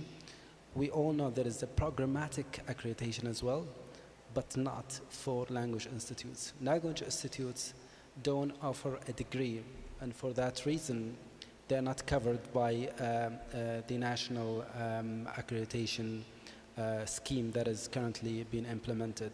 And so, for that reason, we can see it very clearly. All language institutes here in Saudi would go abroad and seek international accreditations, either from CAA or Equals and others. The second challenge, in my opinion, is the underrepresentation of language programs or language prep programs, language institutes overall at that level. Usually, language programs, preparatory programs, are seen as supportive because there's no proper degree offered by language institutes somehow. I know there are some good examples here in Saudi at the postgraduate level. For example, KU, King Abdulaziz University, they offer a master's program for language teachers. But again, it's not really included as like an institutional accreditation for the institute itself. The program itself can be accredited, but not the institution as a language institute. So these two big challenges, in my opinion, are the most frequent that would face any language institute in Saudi. Benefits, of course, Dr. Ashwag and everyone else, we all know that from our different experiences. Once standards are implemented in place and carefully followed up, the learning outcomes, the total and overall learning experience, as well as teaching practices would eventually get improved. But most importantly, and this is a slogan that I always use whenever I'm associated to an accreditation project, accreditation is just the beginning, not the end. So getting certified, getting that badge is just the beginning, not the end of the journey. There need to be consistent follow-up and continuous improvement to everything being practiced at any language institute. Then we can say it's sustainable improvement in our standards, be it teaching, learning, or assessment. Thank you. Well said, Professor. Thank you for highlighting insightful perspectives on national accreditation. And hopefully we can see future changes. Now, let's explore some practical applications. Abir, can you share some best practices that institutions can adopt to effectively align with accreditation requirements? Good afternoon. Thank you, Ashwag, for your question. When it comes to aligning institutions with accreditation requirements, it's important to understand that it goes beyond meeting external standards. It's about fostering a culture of continuous improvement and staying committed to the long-term success of programs and students. There are several best practices that institutions can adopt. The first one is establishing a clear governance structure. Institutions must set up a dedicated accreditation team, which is responsible for ensuring that all standards are met and that policies are reviewed and updated in line with accreditation criteria. Next, institutions must systematically align their curriculum, teaching methodologies, assessment practices with accreditation benchmarks.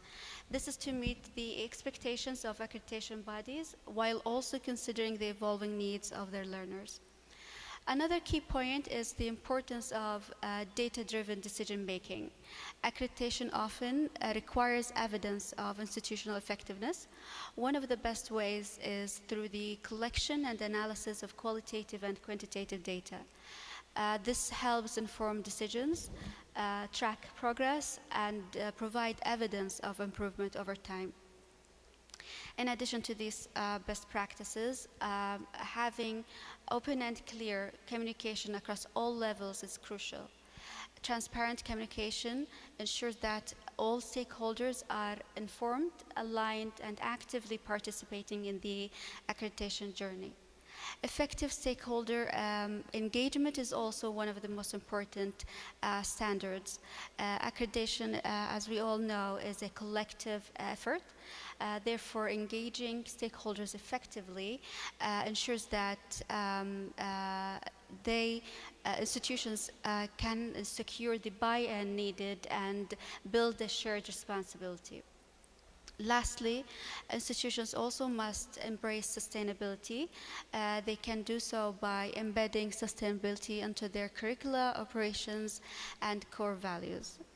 In short, aligning institutions with accreditation requirements is more than just compliance. It's about creating institutions that strive for excellence and prepare their learners for the challenges and opportunities of tomorrow.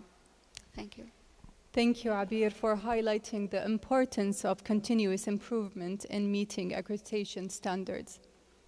Tom, from your point of view, what elements should be included in a developmental plan to support continuous improvement in accreditation standards?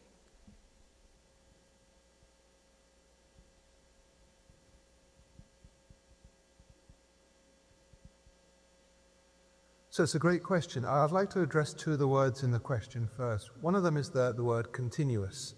Here at NIAL and in all of our projects, particularly when we're thinking about CPD, we prefer the term continuing to continuous. Continuous implies non-stop. Continuing implies that it's an ongoing learning process. We acknowledge that there are times within an institutional cycle, within people's workloads, when you can't do anything continuously.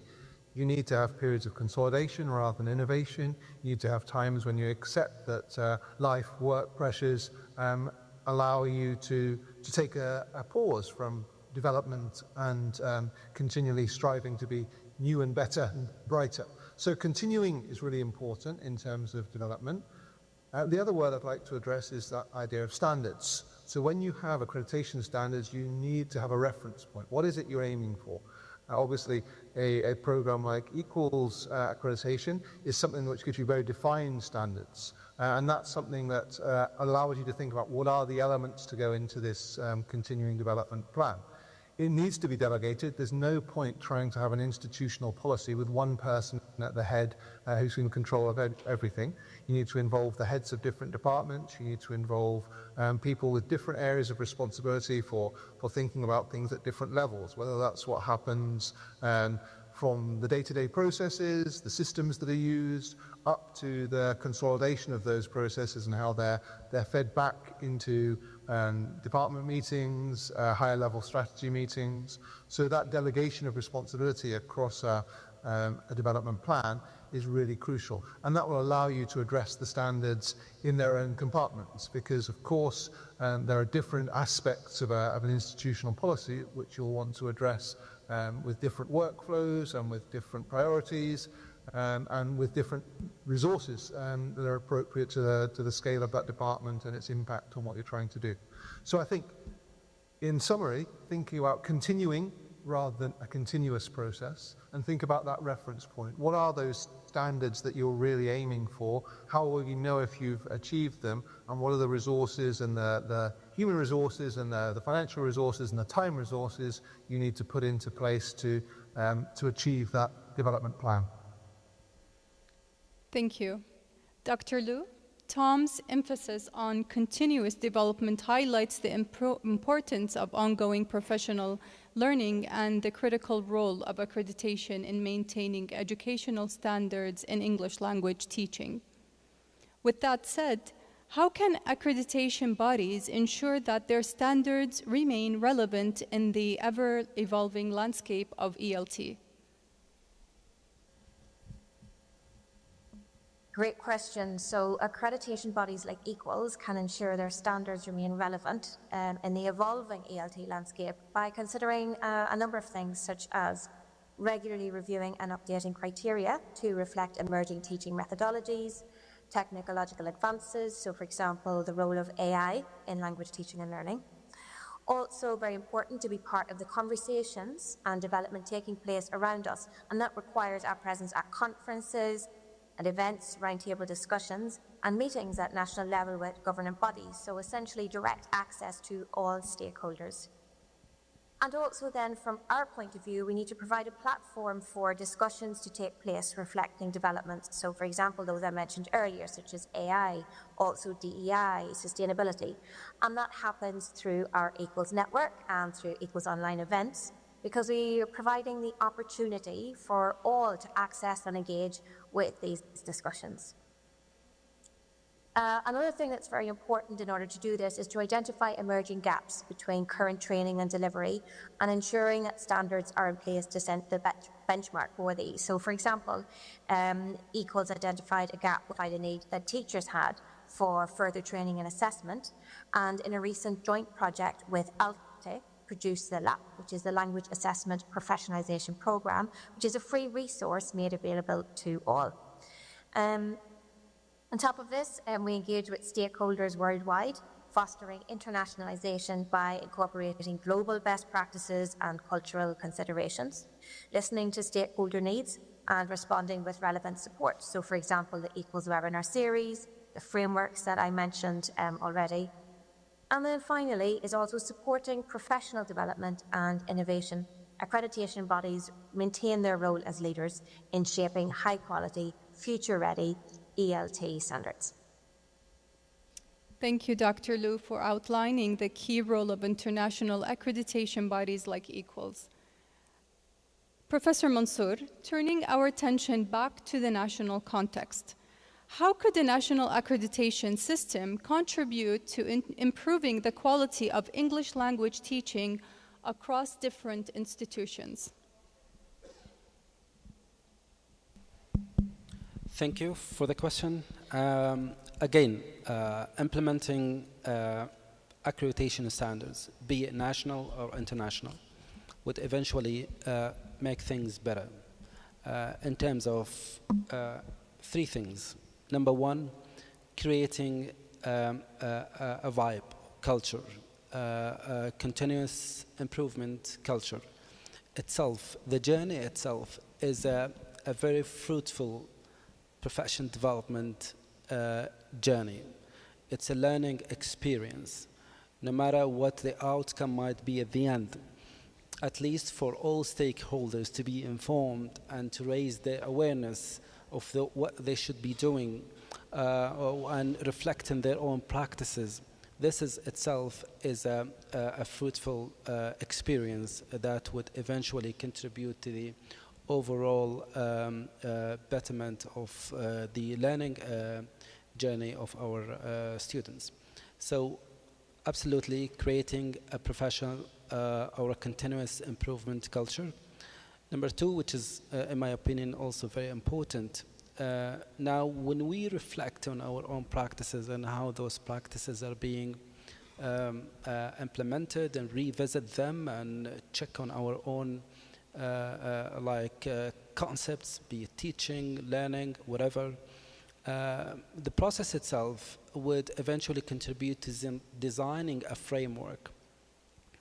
Now, from experience, and I believe that each one of us have contributed more or less to different accreditation projects, designing a framework, an accreditation framework within the institution itself that would embed and reflect all these standards, again, that would contribute heavily to upgrading and advancing our different practices.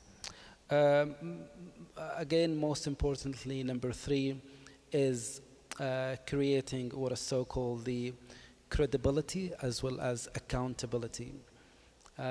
Again, that's one of the things that I found myself very important in terms of keeping everyone informed and aware of what they should be doing. Now let's go, for example, to profession development units or testing and assessment units or curriculum units. When they are informed about what they should be doing, they be more accountable. At the same time, being accountable would eventually lead us to have better credibility in their work, as well as us as leadership or administration. So number one, creating a continuous improvement culture. Number two, creating an accreditation framework within the institute. And number three, advancing and increasing credibility as well as accountability. Thank you. I couldn't agree more. Thank you, Professor. Tom, considering the essential elements that should be included in a developmental plan to support continuous improvement in accreditation standards, how can feedback from faculty and students be integrated into the developmental plan for accreditation? So obviously feedback is central. That's the loop that we want to close. Whenever we're doing any activity, we're thinking about the student journey, we're thinking about the experience of staff who come to work for us, and we're thinking about the staff who work for us full time. Talking from a NIAL perspective, we have quite a specific setup in terms of how we work with our students. They're intensively developed programs, some of our online courses, and longer for our Delta and our Masters programs. But that means that we have visiting faculty, we have online faculty, as well as the core NIAL full-time team. So receiving feedback from students may be on an informal basis. It may be more formal at end of module, end of course time, where we're actually taking quantitative and qualitative feedback into account. And feedback from staff, similarly, maybe in terms of 6-monthly reviews, end-of-year reviews, but it also needs to be day-to-day, week-to-week, informal feedback, what's working, what needs to be reviewed, what needs to be put in place to make impactful changes. And also here at NIAL we have pre-course meetings and post-course meetings to really assess what feedback we've received from every level, from students, from the teachers who've worked on the courses, from the sponsors who've sent those students, to make sure all that feedback is incorporated in what we do next. And I think that's actually the crucial part for me, is what happens to that feedback, because there's no point just gathering feedback for its own sake. It needs to be brought to the right people and actions based upon it. So that's why we have post-course meetings where we decide where that feedback is going to go, and we have our kind of annual review of programs and the processes that support them to see what needs to be done on an annual basis. So it's absolutely essential. It's the key part of knowing that the development is based on the student experience rather than some kind of top-down principle, and we strive to take that feedback into account in many different forms. Thank you. Brilliant, Tom. Back to you, Abir. Having explored the best practices that institutions can adopt to align effectively with accreditation requirements, can you highlight and provide examples of distinctive aspects from the English Language Institute here at PNU that demonstrate successful accreditation practices? Sure. At the English Language Institute, we take great pride in how we align our practices with international standards set by CA and Equals. I'd like to share a few key areas that highlight our commitment to high-quality education. For that reason, we conduct annual faculty evaluations, which include structured classes and participate in in-house and external professional development events. And I believe today's conference is a great example that showcases our commitment to this standard. The next standard that we have successfully met is assessment. When it comes to assessment, we are committed to rigorous standards. For instance, we align our assessment with CFR framework, and we use standardized rubrics for grading, for ensuring fairness and consistency across the board. Additionally, all our tests are computerized, which doesn't only improve efficiency, but also indicate our commitment to sustainability. Another key standard of any institution. Therefore, at the ELI, we have a clear leadership structure with clear division of responsibilities to ensure accountability. For example, our academic managers oversee course delivery and faculty performance, whereas our academic advisors handle students' issues in relation to courses. Lastly, we are committed to research, innovation, and continuous improvement. Research is at the heart of what we do. We encourage our faculty members to publish a classified research paper benefiting from Princess Noura University's research programs. This is to foster a culture of inquiry and innovation. As for continuous improvement, we review our curriculum, assessment practices, and students and faculty feedback on a regular basis to ensure a continuous quality improvement. We collect data through tools such as surveys, focus groups, and course reports every semester. In short, by aligning with standards set by CA and equals in areas like professional development, assessment practices, research, and academic governance, we ensure that the ELI is providing the best quality education to support both students and faculty in their quest for success and growth. Thank you. Thank you for that, Tabir. I would like to conclude this panel discussion with a final question for you, Professor Mansour. Given the importance of communicating the accreditation processes to faculty members and students, and considering Abir's emphasis on the significance of clear and transparent communication to all stakeholders, how can institutions improve transparency in their accreditation processes to enhance sustainability, understanding, and engagement among all stakeholders?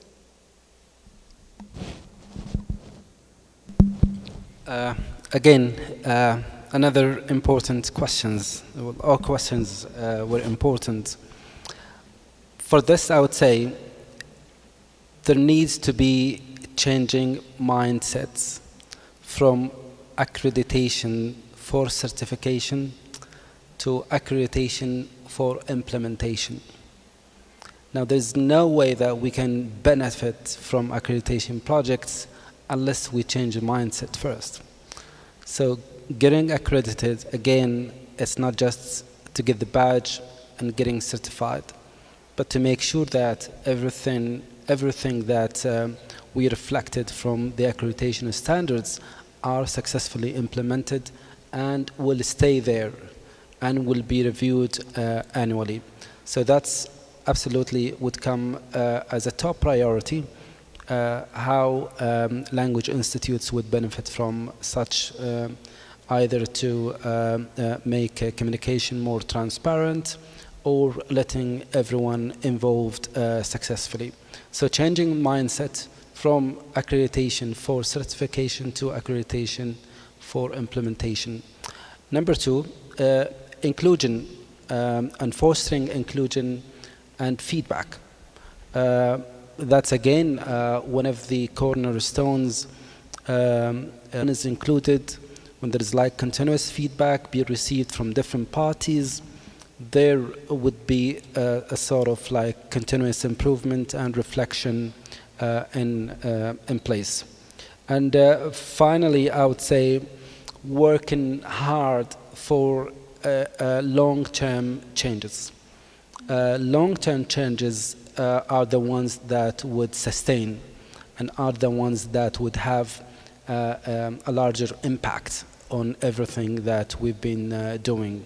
So it's quite important that, again, starting from the mindset, changing the mindset, and then making sure that inclusion and feedback are fostered, and then finally considering that we focus on long-term changes that would have an impact at the end, not only an event, but a process, a continuous process that would eventually confirm and contribute to the overall improvement of the different practices in language institutes.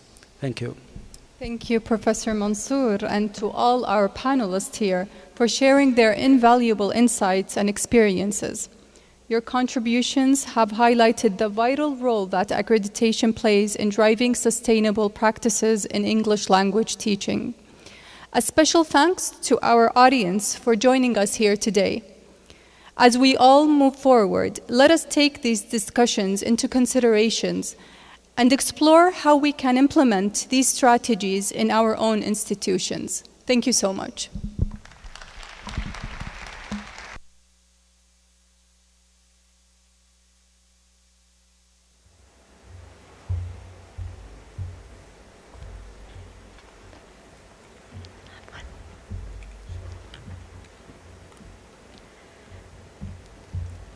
Thank you to our panel for this insightful discussion into how accreditation can drive positive change in ELT.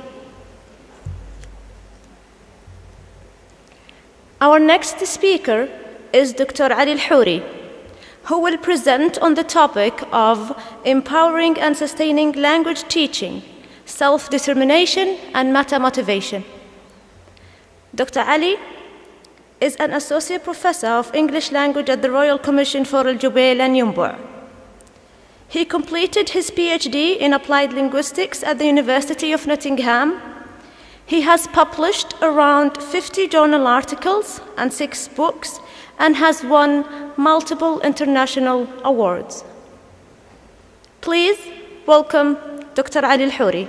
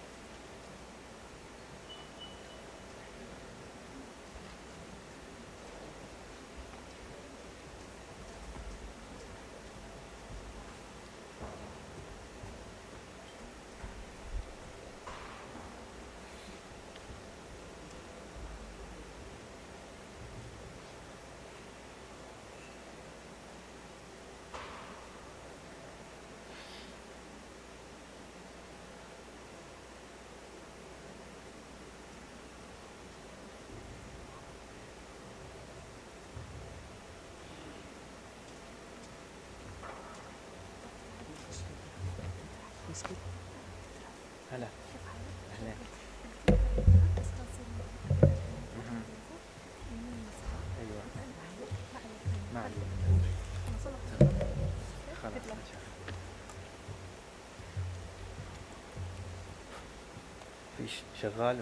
Can you hear me? Okay, good. Thank you everybody for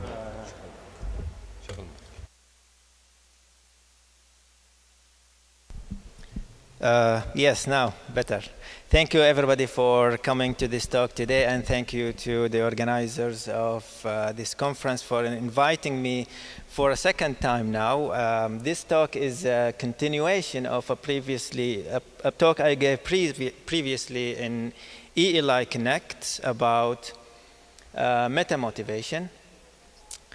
And meta-motivation simply means awareness of one's motivation. And you might ask, what is the connection between motivation and sustainability? So what is, motivation means you are interested in doing something. So how is this related to sustainability? First, let me ask a question. So people, children or otherwise, are inherently curious and they want to learn. We know this. They keep asking question after question after question. But when they go to school, something interesting happens. Somehow curiosity disappears. Somehow they become bored and disengaged. Something wrong happens at school. It could be the problem is in the student. It could be the problem in the environment. Right? It's probably in the environment. Now, to explain this situation, imagine a car standing on a flat road. The car will stay still. But if the car is in a road that is going downhill, the car is going to move. And this movement does not require a lot of energy. It's sustainable. Now, if the car is going uphill, then you have to step on it and the car may struggle to go uphill. The environment can have an effect on the sustainability of action. So I'm going to link this idea with motivation, present some principles of motivation, and then provide some empirical research supporting these principles. And at the end, I'm going to present some research about the meta-motivational awareness of these principles in Saudi Arabia among students and teachers. So, first, self-determination theory proposes that humans have three basic psychological needs: autonomy, competence, and relatedness. So starting with autonomy. Autonomy means you want to feel a sense of choice. You want to be the initiator. You want to at least have meaningful rationales to do something. And we see this all the time. If you ask any employee anywhere, they are always complaining about management. It's more likely because they are receiving orders that they have no control over, so they keep complaining because their autonomy is compromised. If your autonomy is compromised, somebody is telling you to do something and you have no choice, then you will complain. At least meaningful rationales that are convincing to you. Then competence. You want to also feel that you are competent. You can achieve something. You can do it. If you can't do it, then you will probably stop doing it because you think it is too much. And you will need feeling of mastery, being able to expand your capabilities, and experiences of failure can be, in many cases, detrimental to your feelings of competence. So this is the second basic psychological need. And then we have relatedness. Also, people inherently want to be part of a group. They want to have close and secure emotional bonds with them. If they feel they are isolated, they are not genuinely liked, respected, or valued, they will probably be disengaged. So these are the three basic psychological needs that every human being has. And these are considered universal, in the sense that satisfaction of these Basic psychological needs is going to lead to well-being, and dissatisfaction or deprivation of these psychological needs is going to lead to ill-being. And these are universal in that it applies to pretty much everybody, everywhere, across all cultures. This is basic human psychological needs.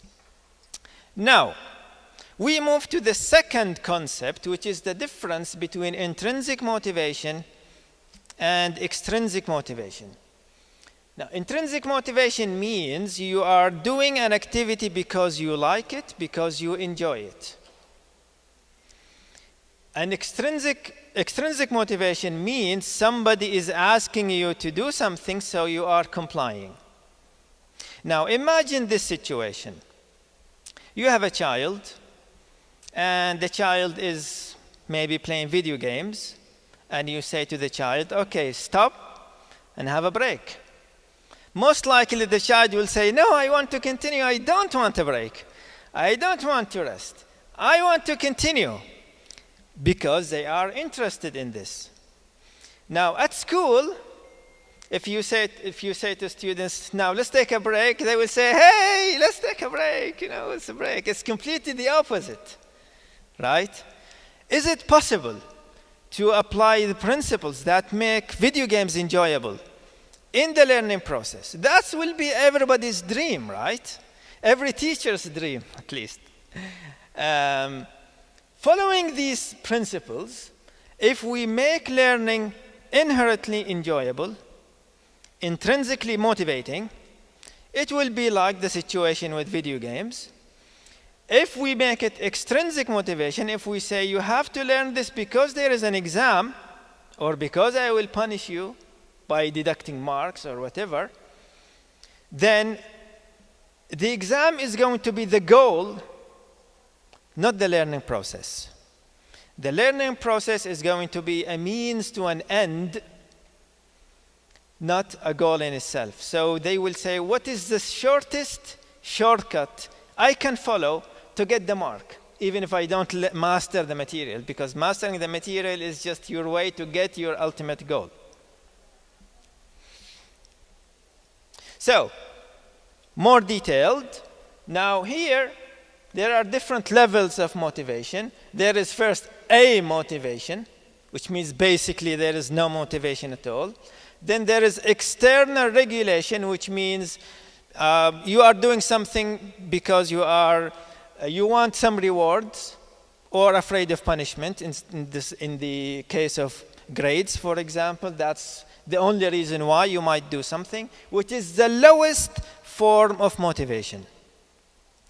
If there are no grades, or if there are no rewards, then you will stop. And here is the sustainability part that we will come back to it later. Can we sustain learning, and by extension motivation, without these external rewards and punishment that we can't keep sustaining, even especially when we go to lifelong learning? The next level is somewhat external. There is self-control, ego involvement, which means that there is peer pressure. There aren't explicit rewards for you to do something, but because you are part of a group, you will feel ashamed if you don't engage in this activity. So you don't like the activity itself, but you are pressured because of the people around you, or because you want to please the teacher, or because you are ashamed of the teacher or your peers, then you do something. Now, this is better than this, but it's still external. If this pressure disappears, then you will stop engaging in the activity. The next level is somewhat internal, which is personal importance. Now it becomes more important to you. And then it becomes internal and congruent with one's sense of self. We will see in a bit what this means. And finally, the highest level is interest and enjoyment in the task itself. To make this less abstract, let's have more examples. Now, the highest level, intrinsic motivation. Now, you read a book, possibly a novel. You like it. You enjoy it. You spend hours and hours and hours reading it. You don't want to take a break because you enjoy it. That's intrinsically motivating. There is inherent satisfaction and pleasure from the activity itself. This is the highest level of motivation. Then, the next level, integrated motivation. You might be, say, a medical doctor, and you are reading a medical book. You like medicine, and you read it. The book might not be inherently enjoyable, but you think it's very important, and because you like this subject, you want to follow it with them. This is also internalized. It's not as enjoyable, as inherently enjoyable as the first one, but you will persist in it. The next level, identified regulation. You feel that reading that book is important for your future competence. You want to be a medical doctor at some point, and you feel that this is important. So you read it. You may persist also in the hope that you will become a medical doctor. This is a lower form of motivation, but still helpful motivation. Then we have introjected motivation, which is your sense of pride or to avoid feeling guilty because of pressure. So you read that book. So when you sit with the others and they say, did you read this? Yeah, I read this because that's it. But it's not inherent. There is no inherent satisfaction. And if you know that they will not ask you about this, you will not do that activity. And finally, external regulation, reading the book for external rewards or to avoid punishments. You know there is a test, so you are reading this book just for the test. If you didn't have the test, you will not read the book, and after the test, you forget everything you read about the book.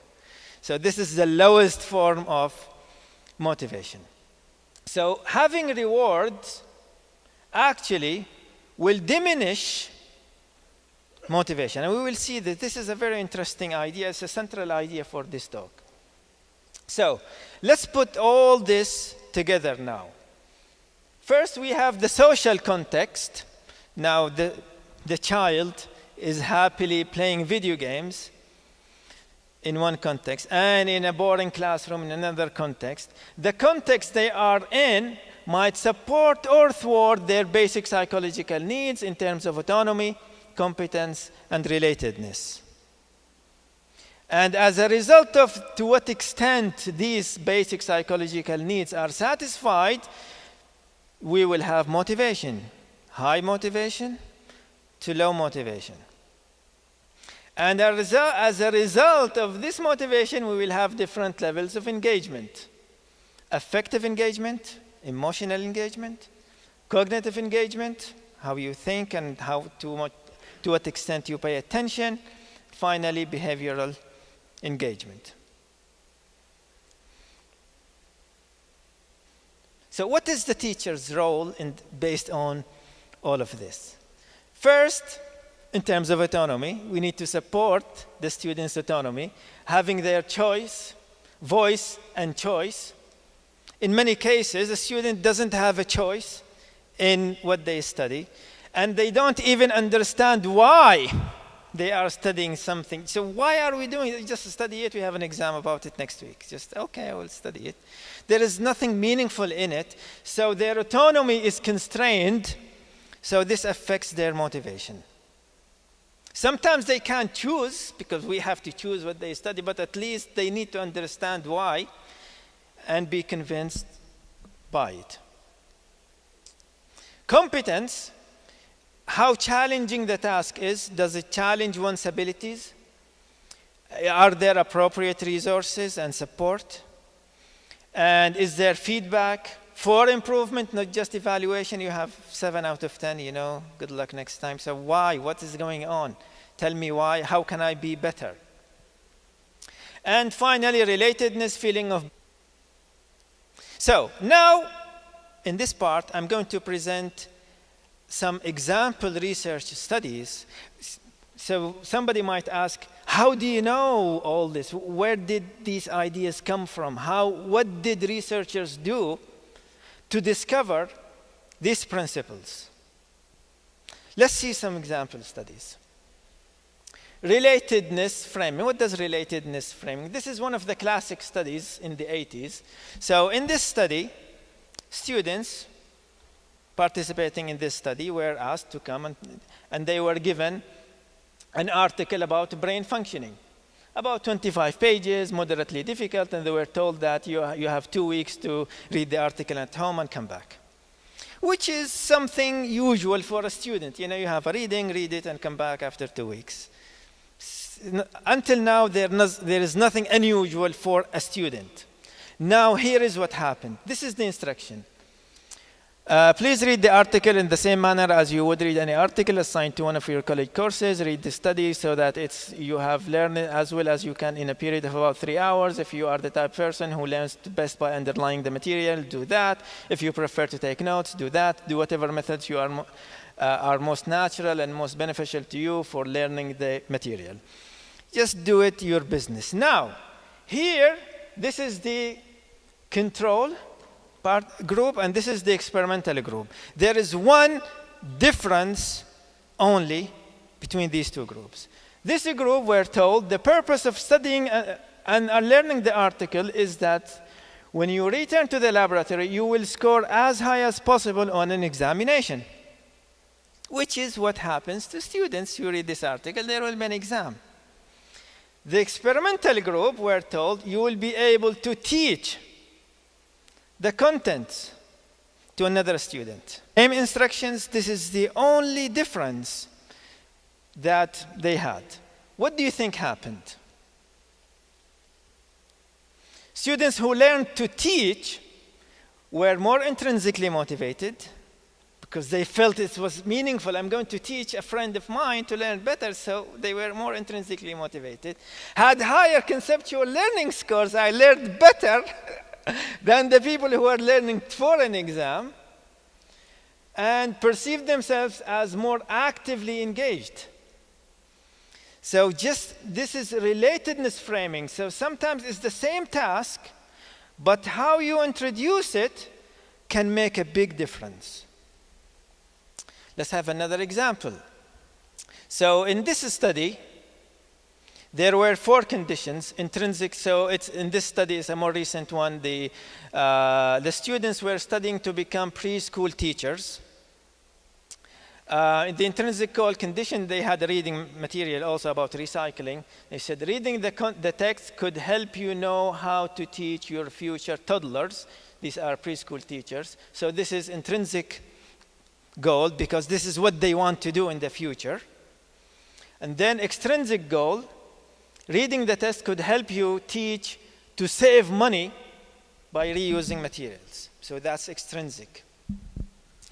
And the autonomy support, you can decide. They were given a choice. They didn't really were given actually a choice, but they were told you can decide. This is the power of framing. And in the controlling condition, you should learn this. This is what you do. This is what you should do. So there were 4 conditions. Intrinsic autonomy. This is one group. They were given this and this. Intrinsic controlling, extrinsic autonomy, extrinsic controlling. So they were given combinations of all. Let's see what happened. These are the results. So the squares are, you can see here, extrinsic, controlling, and autonomy. The lowest group was when it was controlling and extrinsic. Then autonomy, extrinsic was better. Then controlling, intrinsic was better. And the best group was intrinsic, supportive, autonomy supportive. Again, it's just framing. It's the same thing, but framed differently. And you can see here, it's all significant autonomous motivation, superficial processing, deep processing, test performance, persistence. And you can see the stars there. Everything was significant. Let's have another example. Need satisfaction. In this study, they asked, so do students need satisfaction? Are they satisfied at school? So let's see here. They said there were different patterns of relatedness. You can see the legend there, different groups of students, different profiles of students. And as you can see here, competence, there was a wide variety. Some students felt that education improves their competence, some of them not. Relatedness also, there was a wide variation. But for autonomy, most students was low, which is interesting. Most students feel, even the best students feel that their autonomy in the classroom is that you are given orders like a soldier, you just follow what the teacher says, which constrains their autonomy. Again, you see it here how significant the results are. So, crowd out effect. This is interesting. Going back to the video game example, if you ask the child to take a break, they will say, no, I don't want a break because I'm enjoying the activity. Now, if you give the child some external rewards to play video games, what is going to happen? Now, what is going to happen here is the crowd out effect. The extrinsic reward is going to interfere with enjoyment. Then they will play the video game for the external reward. And then when you take the external reward, they will no longer find the video games as interesting. And you can apply this to education. If it is interesting and then you put in external rewards, then you take external rewards and then you will damage motivation. So here, the control group is just, it's a fun activity, just do it. It's nothing. Because it's already fun, there is no need for an external incentive. And so this is so they were playing this game, this fun game, no reward, and then there is the free choice period. The researcher said, okay, take a break now, I'm going to go to the other classroom, but already the video cameras are already there watching the participants. And then the second session. The reward group were given the performance rewards here, and then the break, and then no reward. And as you can imagine, what happened was that it's the same task. When there was a reward, and then it was removed, it went down. But the control group, nothing changed. It's just business as usual. And in this study, they had the participants undergoing brain scans also, and they saw this at the neural level. It wasn't just at the behavioral level. Motivation means awareness as intended. They may mess up things if they have misunderstanding of motivation. If they feel that you should give them rewards to do something, well, in reality, giving them rewards can crowd out the inherent enjoyment in the activity because they will do the task for the external rewards, not for the reward, not for the enjoyment. Researchers are going to do an experiment. They have a group and doing a fun activity, no rewards.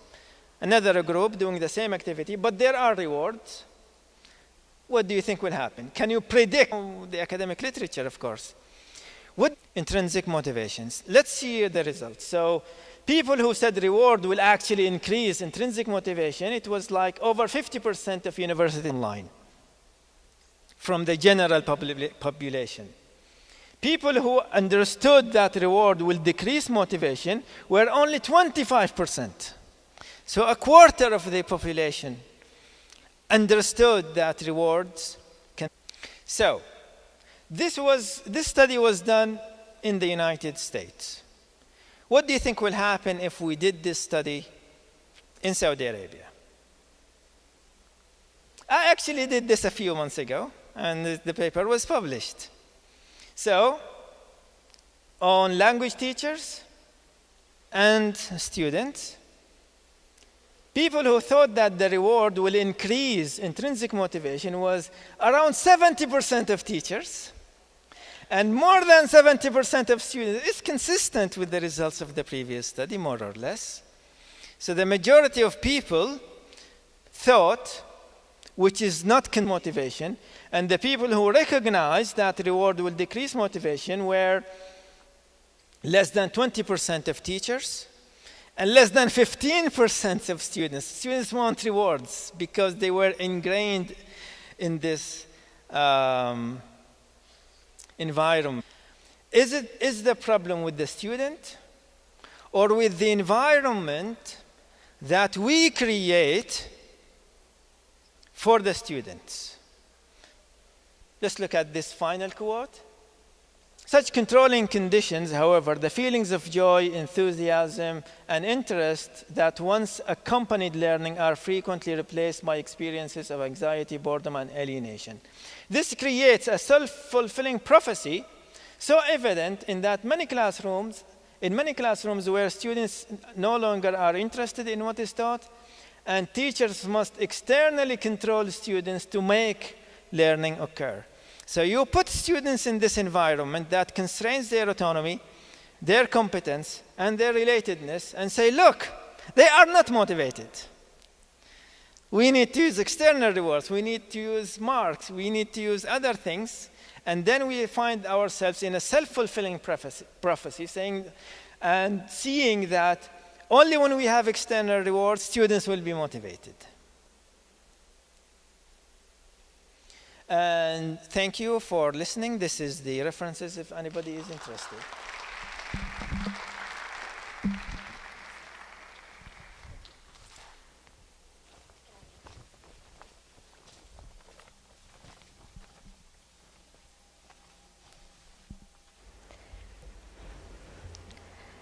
Thank you, Dr. Ali, for this presentation. Your knowledge of self-determination and meta-motivation is fascinating and left us all with a lot to consider. It's now time to explore our second set of workshops for the day. Please refer to the book of abstracts, the screens, or the event organizers for more details about the workshops. We look forward to seeing you back here in the main hall after the workshop.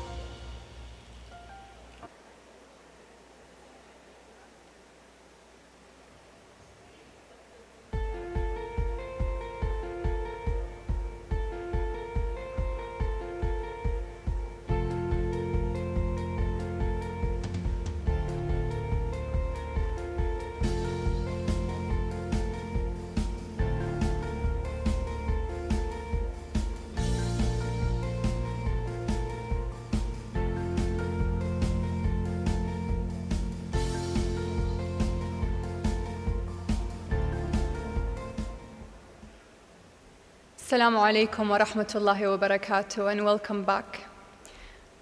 Get ready for an engaging discussion on the future of ELT coursebooks. Our third panel, moderated by Dr. Taghreed Estes, will explore the crucial theme of innovation and learner empowerment. Join us as we hear from expert panelists Dr. Hisham Al-Saghbini, Dr. Hanouf Al-Gasham, and Dr. Ibtisam Abdul Halim. Welcome, everyone.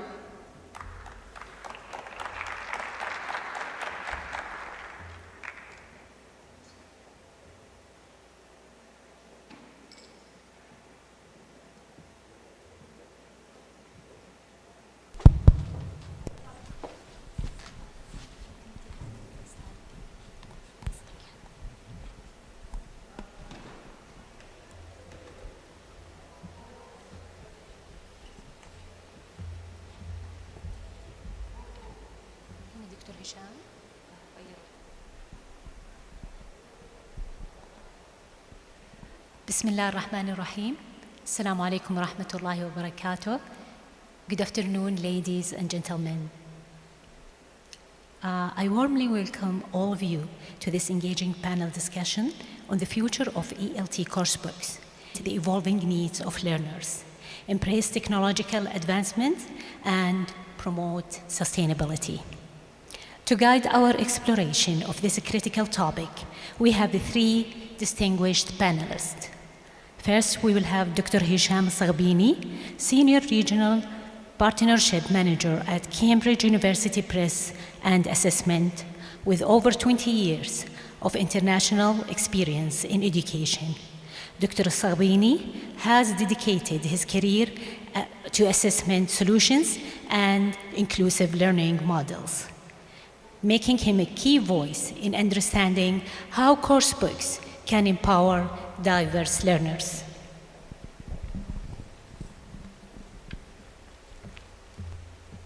Dr. Ibtisam Abdul Halim, Assistant Professor and Head of the Test Development Unit at King Salman Global Academy for Arabic Language. Dr. Abdul Halim brings expertise in language testing, curriculum design, and educational assessment. Her work in curriculum and coursebook evaluation, Assistant Professor at Princess Noura University, Bint Abdurrahman University, at Princess Noura Bint Abdurrahman University, and leading researcher in English language education. Dr. Al-Gasham is exploring the representation of Islamic and Saudi identity. Join us, please, as our expert panelists explore the key aspects of full potential. And now, we will start with Dr. Hisham. Dr. Hisham, many educators are incorporating environmental themes into ELT materials. How can we ensure that sustainability becomes core principle of learner-centric coursebook design, empowering students to take action? Thank you very much, and thank you for having me today. So there's a great question, actually, and we know for a fact that a lot of teachers in schools want to use sustainability as part of their course books. We took part in a survey a few years ago to investigate the importance of sustainability in textbooks, and we found that around 70% of students and 76% of teachers would like to have some sort of theme around sustainability in every chapter of their course books. We know that from our Cambridge customers as well, that a lot of them are interested in having sustainability as part of their ELT course books. In some countries that we work in, for example, Spain, for example, they have sustainability as part of the curriculum officially. We at Cambridge, as signatories of the UN Global Compact, take active role in embedding sustainability in the materials that we produce. And obviously to do that, there are different pillars that we have to focus on. And I think this is really important, because it's not one thing that we would do to ensure that our books carry a sustainability message in them. It's mainly tackling the issues of creating awareness and creating a culture. Professional development of teachers, I think, is a very important step. We know that for a fact. A lot of teachers are keen on developing a general understanding or how they can use, or how they basically, they can use concepts of sustainability in their own curriculum.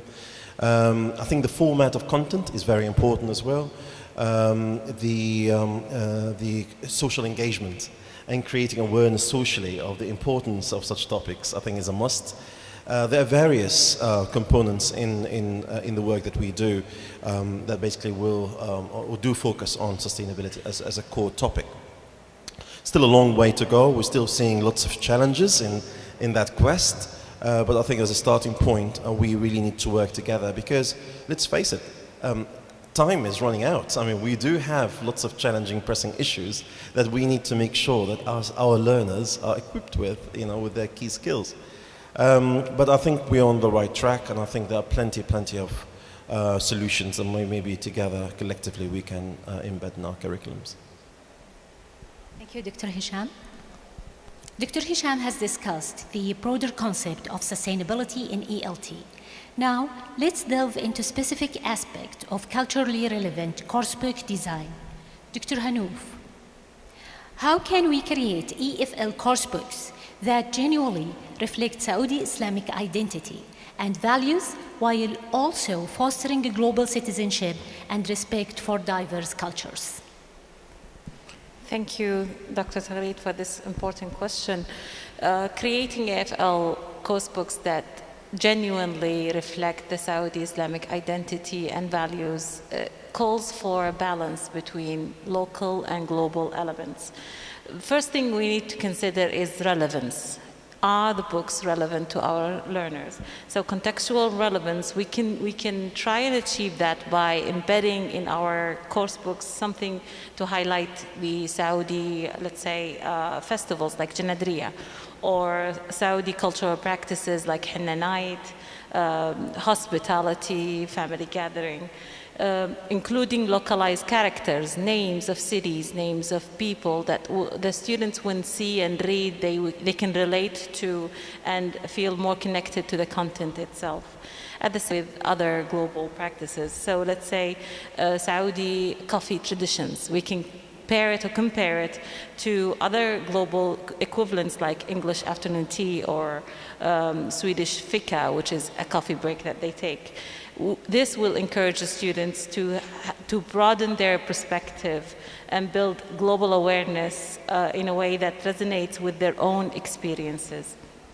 We should also collaborate with local communities and experts because they know better of what to include and what is sensitive to talk about and what's not. So even students' input is important. When a student is talking about their hometown traditions, they feel more engaged, they feel valued as an individual, and this will be rooted in their real life experiences. All of this will boost their engagement and motivation. I believe, on the other hand, to nurture their global citizenship skill, we should integrate some kind of critical thinking exercises, project-based learning, encourage students to look at global issues from a local standpoint. So let's say, what happens if Saudi has an earthquake? How can we deal with? So trying to engage them in a situation that really resonates with them. We should also partner with publishers to try and seek to develop custom editions tailored to the Saudi context. This will guarantee an authentic representation of the culture without sacrificing global relevance. Leveraging technology also with interactive media or virtual exchange allows students to explore both the local heritage and international perspective. So in short, entwining the Saudi Islamic identity with global themes, grounding material in real-life context, and actively involving educators, students, publishers, we can create AFL coursebooks that build cultural pride, but also foster respect for the worldwide diversity as well. Well said. Thank you, Dr. Hanouf, for the authentic illustrations, for the complexity of the represented cultural identity in EFL materials. On that note, Dr. Ibtisam, How can we integrate the theme of sustainability into this representation, drawing connections between Saudi Islamic values and environmental responsibility? Thank you so much for the question, and thank you for having me. At the start of my career, I have had the opportunity to be part of a committee to evaluate and select EFL course books for our students. One of the key points we've always considered and still do is to make sure these course books focus on and focus on and consider Islamic values and Saudi culture. This is important because when we do that, we will make the students learn English with purpose and to be able to express themselves without losing their identity. So they can talk about different issues related to their culture or global issues, but rooted into their own cultural and religious values. Speaking of today, and back to your point about environmental stewardship and sustainability, I think it's very important today to have topics and themes in EFL course books that talk about environment, pollution, sustainability, but at the same time linking them to Saudi Vision 2030 initiatives. For example, we can talk about Saudi Green or Riyadh Green Initiative and Saudi Arabia's efforts to combat desertification, and in reading passage, in a writing task, or even in an oral discussion. Students also can talk about things related to the environment, like global waste, which is again a very common issue, but connect them to waste reduction during Hajj season. When they talk about innovation and new innovation around the world, they can connect it to their own context and talk about new model for sustainability. So when we do that, when we embed students' culture and Islamic values into the course books, we are helping the students to improve their English and to improve their proficiency, and at the same time to be able to express themselves, talk about global issues, which will give them confident and be empowered learners, inshallah. Thank you. Thank you, Dr. Ibtisam. Dr. Ibtisam has explained how to connect sustainability with Saudi Islamic values in course books. Dr. Hanouf, back to you. Moving to the practical aspects of course book creation, how can educators and developers make informed choices about production methods that balance environmental impact with the diverse learning needs? Thank you, Dr. Tagreed, for this question, because it's very important to consider the preferences of students. When you balance environmental sustainability with our students' diverse learning needs, we need a flexible and informed approach to choose between digital or printed course books. To start, let's consider the environmental impact. Of course, digital books carry maybe zero paper use and shipping emission, but we must also recognize the energy consumptions that these devices and servers will require. Printed material are always costly when we talk about environment, but they could be mitigated by using recycled papers or sustainable inks. Furthermore, it's also important to address the students' preference. Some students would prefer printed course books. It gives them a chance to read in depth and not be distracted by other things on their screens. At the same time, digital format can be more interactive, easier to update, and particularly supportive for students with special needs. Also offering a hybrid format or model where students can choose either digital or printed option ensures that each learner has their own, select the format that best supports their own learning journey. So here we need to consider the stakeholders' feedback. We need to survey students about usability and accessibility. We need to consult teachers about delivery methods, and involve parents and institutions when considering cost and environmental impact. I would recommend implementing a flexible policies, like offering digital format as a default with the option to purchase a print copy that could encourage more sustainable choices while still respecting individual needs. Continually monitoring what the research is telling us and what the latest educational practices happen to tell us. In summary, the most effective solution often lies in a thoughtful blend of digital and print, carefully tailored to our students' needs, while also remaining mindful of our environmental responsibility. Absolutely. Dr. Hanouf has outlined the complexities of choosing between digital and print formats. Now, zooming in on the learners themselves, Dr. Hisham, back to you. How can we create ELT course books that are truly inclusive and support the diverse needs of all students? This is a great question. Allow me just to comment on a few points that my colleagues just mentioned. I totally agree with the fact that basically one of the key areas that we need to focus on is creating a clear understanding where English language sits in the curriculum. I don't think basically it's fair to send the impression to our learners that basically English is competing with their own languages. I think it's very important to create what Dr. Abdissam just mentioned, some sort of balance between some sort of understanding that English is not to compete with your values or with your principles, it's there to complete it. And with that will give the learners an extra motive to learn a language. And I think that's really the starting point, the motive. If we're able to generate these motives properly and in a way that's linked to what the market needs or what the workforce is looking for, then obviously we are on the right track. In terms of inclusion, I don't think the challenge that we have at the moment is more of, I don't think it's a representation issue. I think we always have representation from different groups in our universities, in our schools. It's more of the biases that we see.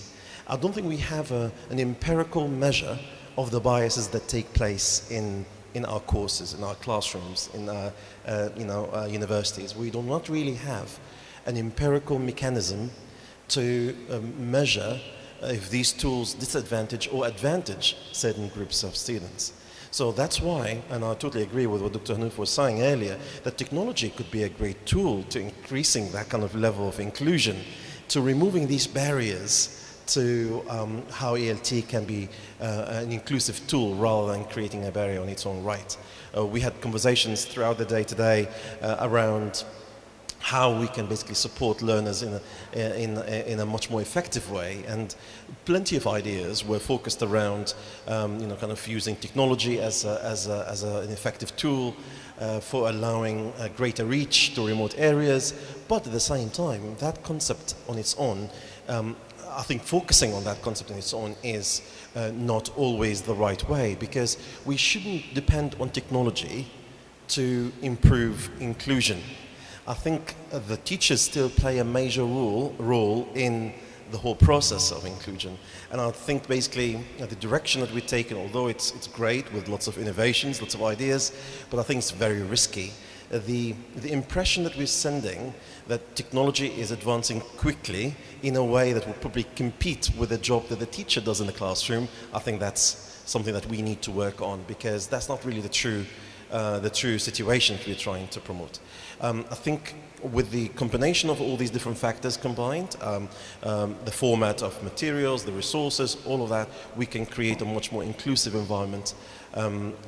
There's no doubt that technology would help with the change of the physical appearance of the books, with the reduction of printed copies of these materials, but I think it's a combination of different factors. We do have a tool that basically we use in Cambridge, for example, called the critical discourse analysis, which is really a fantastic tool that will allow us to measure this marginalization in ELT, in the classroom, in teaching in general. There are also ways where we can monitor, the issues related to inclusion through systematic functional linguistics approach, and it's a model that basically measures the language itself within its known natural context. Definitely, thank you. Thank you, Dr. Hisham, for your insights on inclusivity and design. Now, let's consider how these coursebooks can be effectively integrated into blended learning environments. Dr. Ibtisam, how can we ensure that coursebook support? So much. Yes, blended learning is actually transforming language teaching and learning, making it essential, especially after COVID. So this is making it essential for EFL course offline teaching experiences. To do that, it's crucial for us to go beyond the static content and to evolve in a more dynamic kind of curriculum or course book that will cater for the students' needs, especially in the modern era. In order to do that, we need to focus on different points. One of the things is to make sure that, as Dr. Hisham and Dr. Al-Hanouf mentioned, that we align technology with the teaching methodology. And what I mean by that, pedagogy should underpin the design of any course book, not technology. Also, we need to focus and have adaptable content that is adaptable to any context, whether it's online or offline, to be more flexible to suit different needs and so on. Also, we need to maximize students' engagement because in the blended setting, we can maximize the use of multimedia, such as audios, videos, interactive activities. Also, we have online assessment and feedback. We can also use the AI for giving feedback, for example, having interactive forums for the students to be presented in a specific way that is suitable for their needs. The other thing is the teacher. It's very important that we focus on the teacher and to make sure that we give them continuous practical training to understand how to connect technology with pedagogy, to improve their technological literacy, and how to use different new tools that are on market. So by focusing on all those points, hopefully we will come up with a course book that is more comprehensive, effective, and more engaging for the students in both settings, online and offline.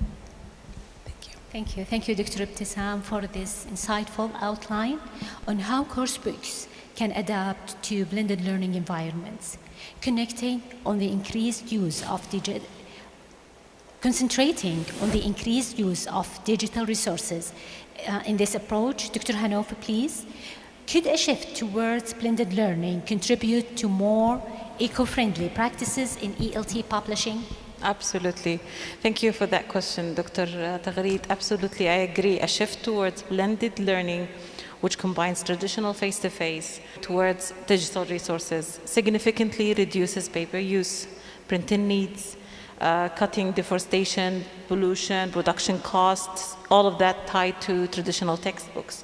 It also slashes transportation emissions since material can be delivered instantly instead of shipped worldwide. In a blended model, this reason that our worksheet could have a typo or something that we had to reprint. This gives you the ability to update your material, to tailor your lessons more easily to your students' need, different reason to really add value in platforms, digital platforms, learning management systems like Moodle or Blackboard, and online collaboration tools like Padlet or Zoom, assessment tools like Kahoot or Quizlet, All of these replaced printed handout quizzes and physical workbooks. Assignments have cut the costs on producing CDs, videos, and audios. Of course, we must address a few challenges. First and foremost is accessibility. Not all students, not all learners have a reliable internet or devices. So offering an offline or low-tech option remains responsibly once they become outdated. Also, we need to consider some of the institutes or some of the teachers may be resistant to change. Like Dr. Hausawi mentioned this morning, that we need to be trained as teachers to cope with the technologies and the advances that education relates to, have pioneered digital-first solutions featuring interactive exercises and multimedia lessons. Okay. By adopting these similar strategies, we can proactively confront any potential obstacles and build a more sustainable future for ELT. Thank you, Dr. Hanouf. Having explored the advantages of digital resources in ELT with Dr. Hanouf, let's shift our attention to how technology can empower learners. Back to you, Dr. Ibtisam. What are the biggest challenges and opportunities facing the future of ELT coursebooks, particularly in the context of sustainability, cultural relevance, inclusivity, and learner empowerment? Okay, looking ahead, EFL coursebooks face both challenges, as you mentioned, and promising opportunities in these 4 points. Speaking of challenges, if we, to tell the truth, up till now, we are printing coursebooks or textbooks on paper. Also, all the students are requested to have their own copies when they start the course, and we still don't have the concept for many students to use reused books. Also, some of these textbooks are expensive for some students, so environmental issues is a concern, and affordability. Speaking of cultural relevance, with all due respect to most of the publishers, they're trying their best, but up till now we're seeing in some of the course books they're still having outdated content or materials that they do not represent our culture or focus on specific other cultures, or they're representing our culture but in not the right way. Regarding the other point about inclusivity, many course books overlook the different learning styles and abilities of our learners. And for the last point, most of the course books are rigid, and all the students are learning the same. So they don't give too much involvement for the different abilities and learning styles. On the bright side, we have to stay positive, especially we are in Saudi Arabia. Things are changing with the support of our government, alhamdulillah. If we look at the minor side of sustainability, as Dr. Mansour mentioned in his first plenary session, and we use recycled papers and eco-friendly inks. Or why don't we go digital and focus on e-book, which make it open educational resources. In terms of inclusivity and cultural relevance, as Dr. Al-Hanouf mentioned, I think it's the time now for all the publishers and course book designers to collaborate with Saudi experts and even international ones, so local and international ones, to make sure the course books are diverse. Last but not least, we need to give students voice. We need to listen to them, take their opinions, study their needs before design our course books. And after that, also we allow them to choose their topics they want to talk about or the things they want to discuss. All of this will empower our students, make them confident and learn English for a purpose. Thank you so much. Definitely. Thank you, Dr. Ibtisam. Engaging the students is very important. Sure. Some thoughtful analysis. We are about to conclude our discussion with the final. You could wave the magic wand and instantly change one thing about ELT course books. What would it be and why? One thing is very difficult. I have a lot of things. I have a wish list. So first of all, I would just agree with those of ELT materials and using learning materials that are suitable. Have other features, and I would say the opportunity to become independent learners. So that's another important area that basically the relevance to the day. I think we need to create that bridge between what ELT does and what happens in the real world. And once we create that connection, I think we'll be much more successful in creating that motivational force that we talked about at the beginning. I think another important element is having various models that respond to various needs in terms of the format, in terms of delivery, and also in terms of availability of resources. Dr. Ibtisam mentioned the challenges, but I think one of the key things that I see personally in all the acquaintances that I have in different universities is something called digital poverty. So people do not really have access to digital means. So we could have a fantastic rate, and it's a long journey. And unfortunately, it can't just be one thing that we do to improve course books. It's a collaborative work. We have, as publishers, we have to listen. I think the key here is for all of us to work collectively, all of us, and that means publishers, educators, teachers, institutions work collectively in order to reach that target where we are basically able to produce a sustainable course book that helps learners really improve their English and show the skills to the world, as we say at Cambridge. Definitely, thank you, Dr. Hisham. As our discussion, ELT course books. Thank you so much, Prof. Perspectives have been enriching indeed. Also, I would like to thank the audience. Thank you so much for staying with us.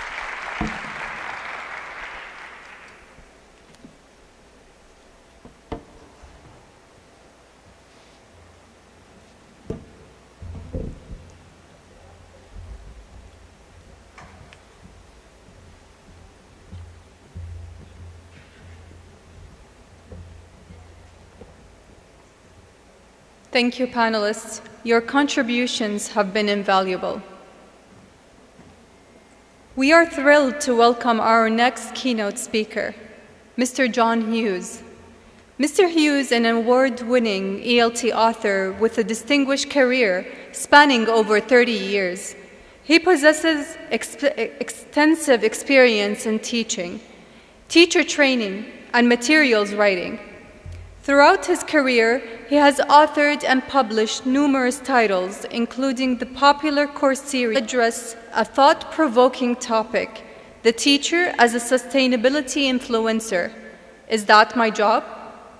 Please welcome Mr. John Hughes.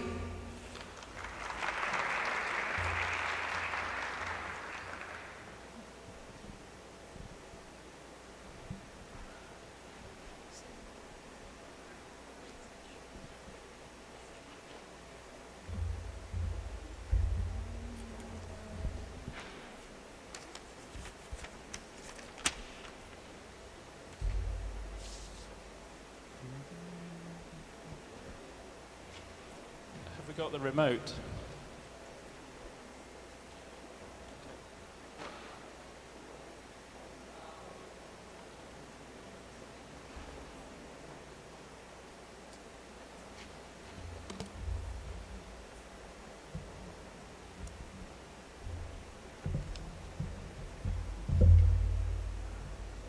We're waiting for people to come from workshops that are just finishing, and I'm waiting for a remote. So give me a couple of minutes.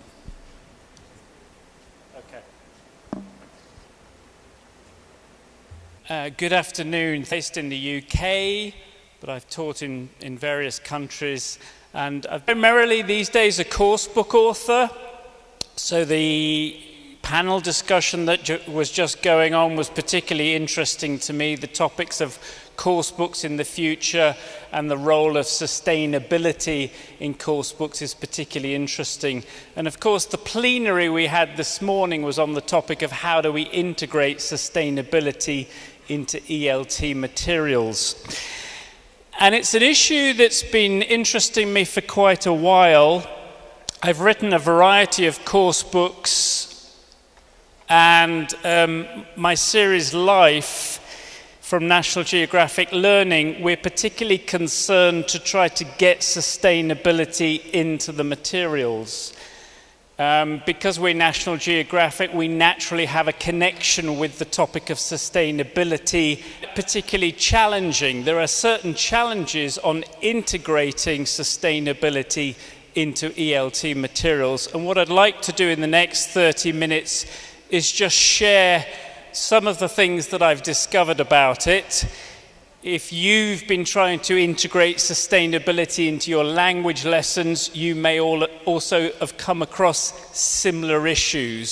So we're just going to explore some of those issues. Sometimes I ask teachers, can you define sustainability? I'm not going to ask you to do it now. You've had all day discussing sustainability. Green. That's partly true. It's also about social issues. It's about everybody getting quality education. It's about well-being. And it's also about economic sustainability. It's about being innovative. It's about businesses still being profitable, but at the same time being sustainable. Harry Waters, who's an educator who's done a lot of work with sustainability, he would say that sustainability means this. It's about asking the question, is what I'm ability in that way? It makes it much more accessible as teachers. Because isn't this what we do?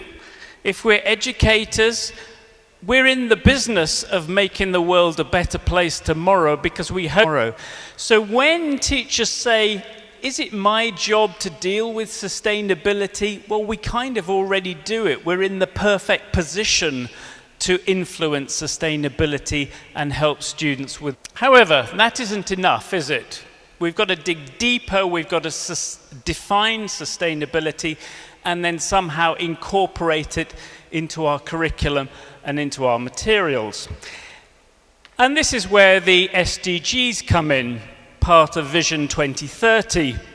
And it's interesting actually because the SDGs, I travel to different parts of the world, and in some educational curriculum they're non-existent, and in some curriculum they're really existent. And it's great to see in Saudi, as I've traveled to different cities, that they're so much part of the curriculum and what people are trying to do here.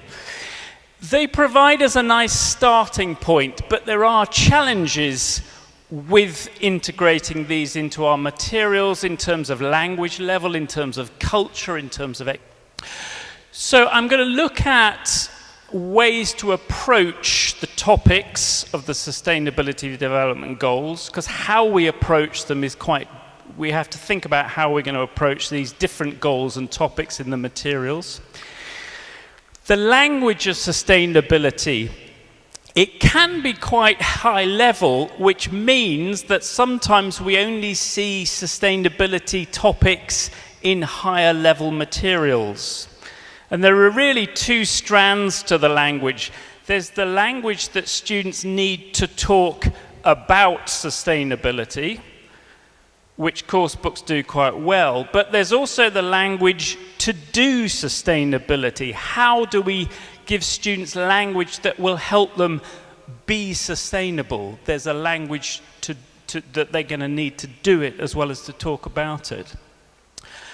And the third area is sustainability is a great way to develop employability skills. It's an opportunity to develop key skills like critical thinking, problem solving, and so on with our students. But we need to take advantage of that. And I think at this point, project-based learning is a key way to go. So let's look at these in more detail.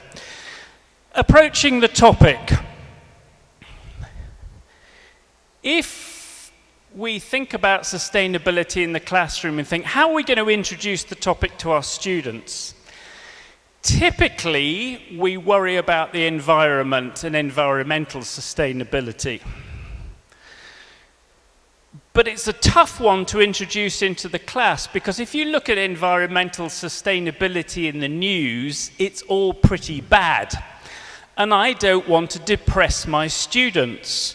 What I don't want to do is design a course book that looks like that, because it's pretty depressing, it's not very positive. This course book does not exist. Let me just state, I did not write this, okay? This is a joke. But if I wanted to approach environmental sustainability, there's a danger that that's how I start my lesson, and it's not a good starting point for students. Might be quite good for practicing will and won't for future tenses, but that's about as good as it gets. I don't want to go down that path. I've got to think, how am I going to manage it more carefully? Stephen Covey, in his book, The 7 Habits of Highly Effective People, start with the big concerns. Don't approach sustainability in a global way. If you do that, you will put people off and change won't happen. By the concerns, he means topics like international crisis, worldwide events, big climate change issues. If we design our lessons in that way, it's too much for students. They're going to switch off. He says if you want to influence sustainability, go for an inner circle. Look at the things that the students can actually influence, that they can personalize. What things would those be? Those would be things like health. Students can influence their own health, their own well-being. Students can influence their future, their job, their studies by the way they approach work and study. And they can influence their own local environment if they treat sustainability from a global at a personal level. So it's about localization and personalization. And if we think of it, our materials design and our lesson designs in terms of influencing sustainability rather than thinking how can we create global change, we're going to make much better contact with the student and motivate them much more. So this idea of influencing sustainability and influencing change is more powerful with our students than presenting it as global concerns. A good example of this is a colleague of mine. She's a National Geographic explorer called Lily Gold Sedagat. She's an environmental storyteller. And she tells quite simple stories. They're positive stories. They're stories about change, and they're very optimistic.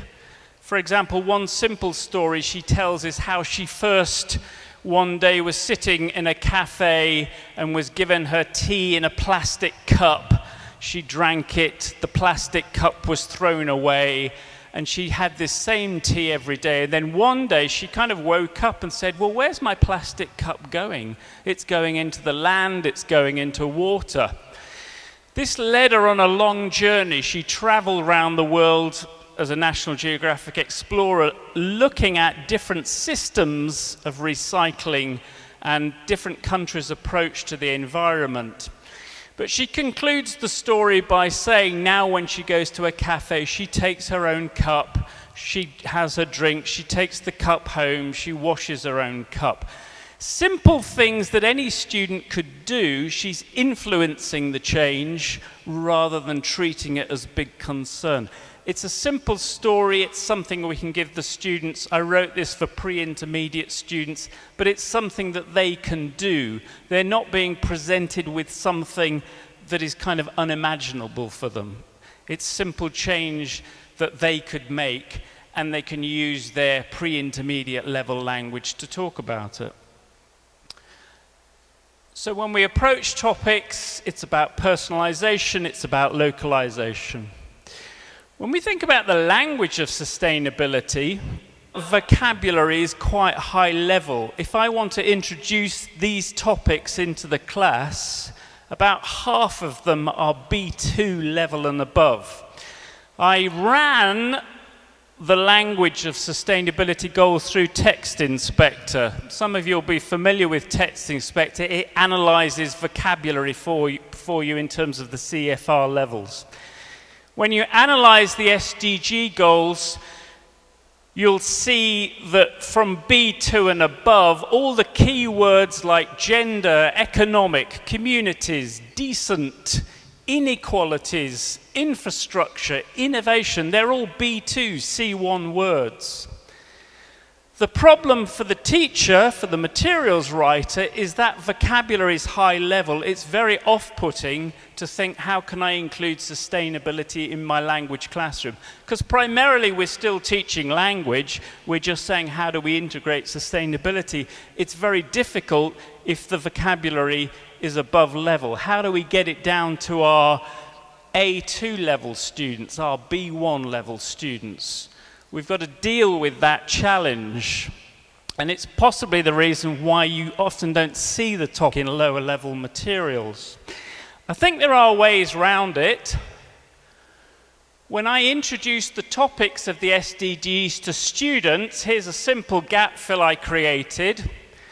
What I did was I looked at all the SDGs. This was for a B1 class. I looked at all the SDGs that use B1 and below vocabulary, and I took them out of the symbols, and I gave them to the students, and they looked at that B1 and below vocabulary, and they had to put them back into the gaps. And what's nice about the SDGs is you get these visual icons so students can match the vocabulary to the symbols, but they're seeing where the B1 and the A2 vocabulary goes. So it's a nice starting point for lower level students, and it's a good way to get them, introduce them, and make them aware of the SDGs. If you've got a B2 class or higher, you could remove them all and they could match them all to the symbols, and it's a nice matching activity. It's a nice way to introduce the SDGs. There's the answer key, by the way. I'll give you my email at the end, so if anybody wants to use this with the students, feel free. It's just a nice introductory activity to the topic, basically. But what it means is I start with the SDGs that are with my lower level students that I think they're going to be able to talk about. Topics like good health and well-being, quality education, life below water, because that vocabulary is lower level, and they can manage it. And it's also kind of close to what they're going to find in the course book anyway. They're going to find units on food and health and sport and that type of thing. Approaching activities, we had the discussion about representation of people. If I'm doing Sustainability Development Goal 5 on gender, I had a video and I wanted to do something about women in sport. And this is interesting. In the last debate, we had the discussion about adapting materials for the local student. And I like this idea of windows and mirrors in course books. You look at one photo and it's like a window into another culture, and then you need to look at another photo where it's a mirror of your own culture or your age group, for example. So what I did was I took the topic of football and women playing football, and in 1895 there was a British women's football team. Women in England were playing football over 100 years ago. It was an incredibly popular sport. It kind of disappeared in the 1920s, and then it came back in the 1990s with the first Women's World Cup. And of course, nowadays, you've got about 221 national teams, including the Saudi Arabia's women's team. Now, that topic could be quite high level, But actually, if you place it in the context of past and present tenses, you get language like, in 1895, Britain had a women's football team. They used to play football every Saturday. In 1991, there was a Women's World Cup. Nowadays, football is growing in popularity, and there are 221 women's football teams around the world. Suddenly we've got language that's quite low level, it's telling the story, and it's incorporating Sustainability Goal 5, for example, and students are seeing representations of their own culture and their own age group that they can identify with. And that way you can kind of integrate the language and the topic even for lower levels. Here's another example. The topic of NEOM on the line is particularly interesting, and some of the new developments in Saudi in terms of its cities are fascinating because they tie in with sustainable cities and the SDG 11 goal, looking at sustainability in city design. So the website for that is really interesting because it talks about sustainability and students can relate it to their own culture. But again, a simple low-level activity for students would be to put the students in groups and say, you're going to design a sustainable city. Can you rank those criteria from 1 to 10 in terms of most important for sustainability through to least important? Again, the vocabulary listed there is not higher than B1. It's quite a low-level activity, but you've got students thinking about sustainability in terms of the cities. So, for example, they might rank 1, create classroom debate, and it's a way of introducing the topic. Okay, and finally, developing skills and attitudes. We've got this great opportunity to create global citizens who are thinking about sustainability and also developing those 21st century skills. One of the great ways to do this, I think, is to try to bring role models into the classroom for students to see people who can kind of influence them with their ideas and represent maybe where they want to be. While I was developing the materials, we wanted to include videos on the topic of sustainability. And I approached this person, Daniela Blanco. She's in her 20s. She was a student of chemical engineering. And while she was doing her PhD in New York, she wanted to go into chemical engineering and also develop a sustainable chemicals industry. She won a global competition. She got some money to set up her own business, and now she's set up her own business called Synthetics. When I interviewed her, I partly wrote the script because I wanted to write a video that lower level students could understand. Daniela was amazing because she, at the end, I finished my script and she said, "Can I write part of the script?" And I said, "Sure." She said, "Because I want to speak directly to the students and I want to motivate students to go out and be innovators in the world of sustainability." So I'll just show you the video about Daniela as a role model, but notice at the end what she says to the students. It's wonderful material.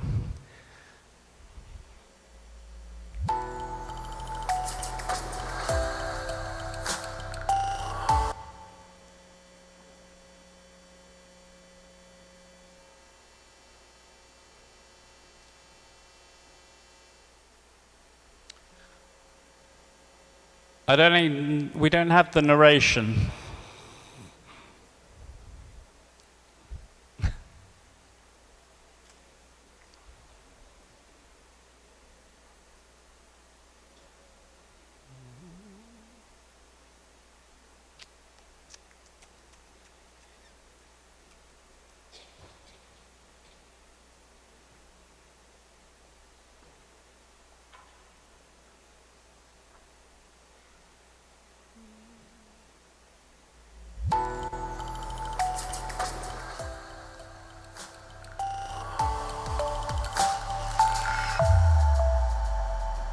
The chemicals industry is very important for the products we use every day.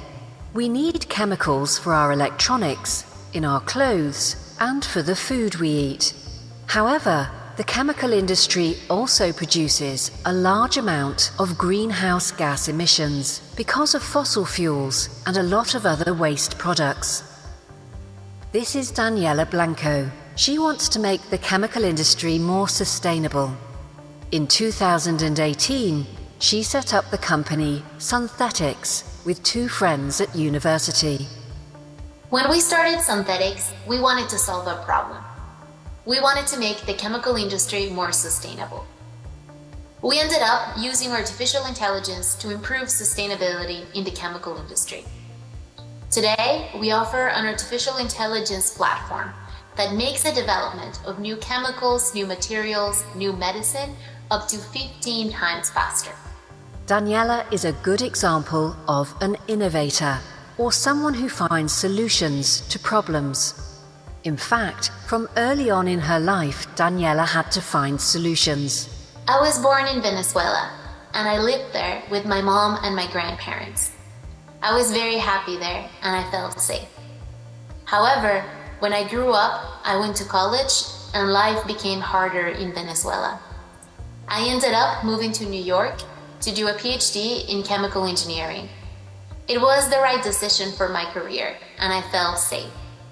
More than that, I got to learn a lot, and I got to build a life in a new home away from home. During this time, Daniela started to develop Synthetics. She has won a number of awards for her ideas. For example, in 2019, she entered the Global Student Entrepreneur Awards. You have to present an innovative idea, and you compete against other student entrepreneurs from over 50 different nationalities.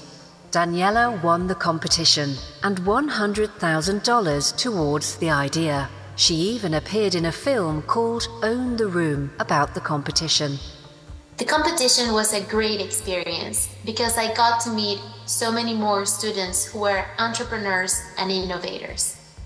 They had all found a problem that they wanted to solve to make the world a better place. The competition was truly an incredible experience. As for the future, Daniela wants to develop her work with Synthetics, make the chemical industry more sustainable, and solve problems. So what advice does Daniela have for anyone else who wants to become an innovator? I hope you realize that the people who create all of the technology and the things that we see around us every day are people just like you and just like me. We tend to think these people are very clever and different from us, but that is not true.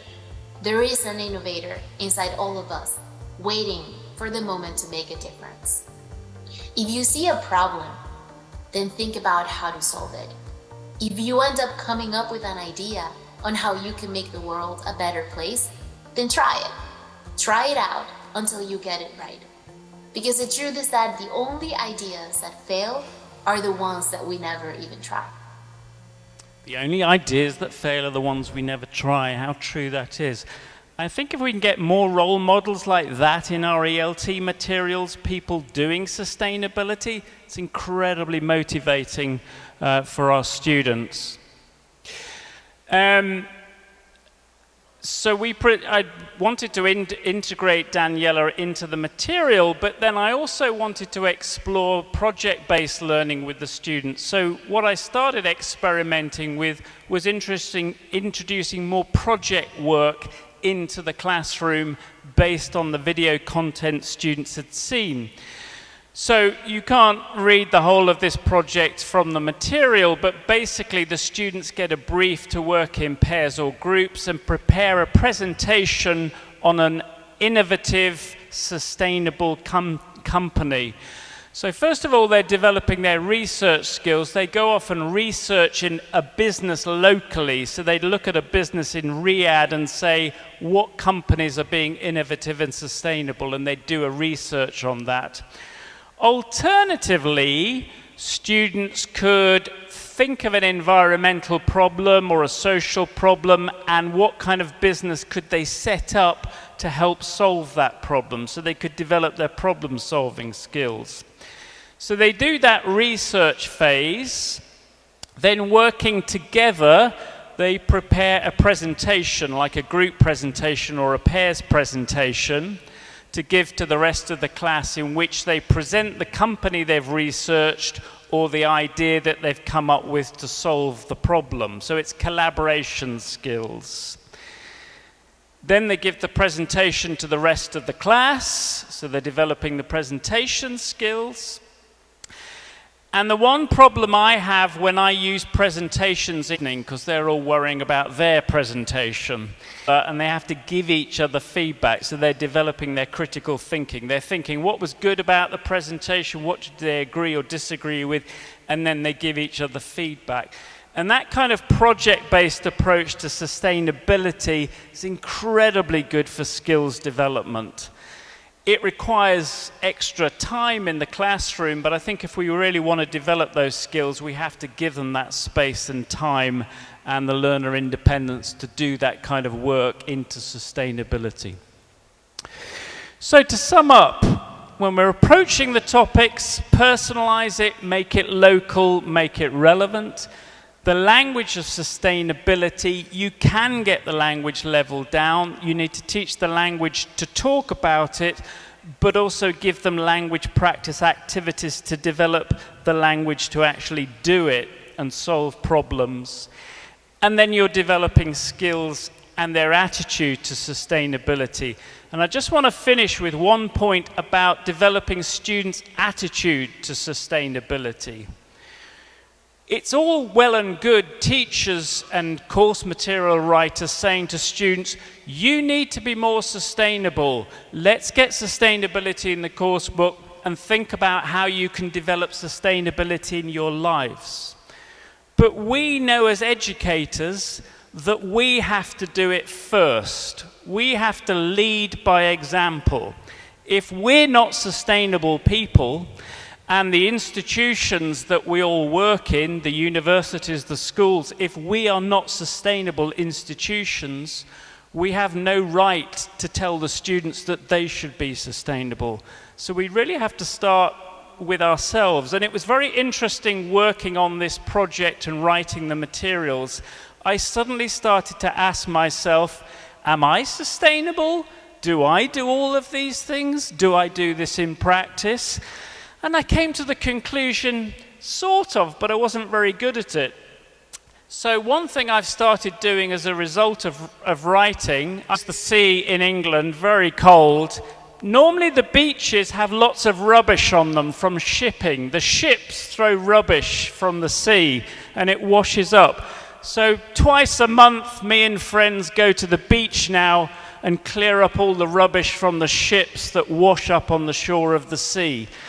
And it's changed my attitude to sustainability. And I think the job of the teachers is to lead by example. So we need to reflect on that ourselves as well as introducing it into the classroom.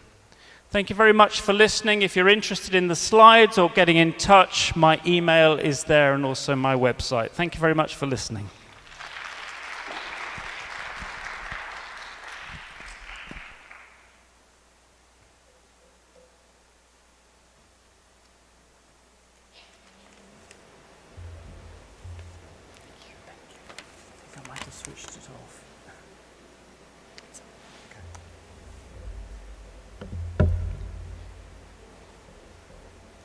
Mr. Hughes, thank you for this incredible presentation. Your passion for sustainability and clear vision for the teacher's role has been truly inspiring. We now turn our attention to our final session for today, presented by Mr. Zaid bin Hamid. Mr. bin Hamid is an experienced educational consultant in English language teaching, with a strong focus on e-learning. He brings over 15 years of experience in ELT. He is currently working with Cambridge as an area manager for the Middle East. Mr. Zaid will take us on an exciting journey on the topic of AI in language teaching and learning. Please welcome Mr. Zaid bin Hamid.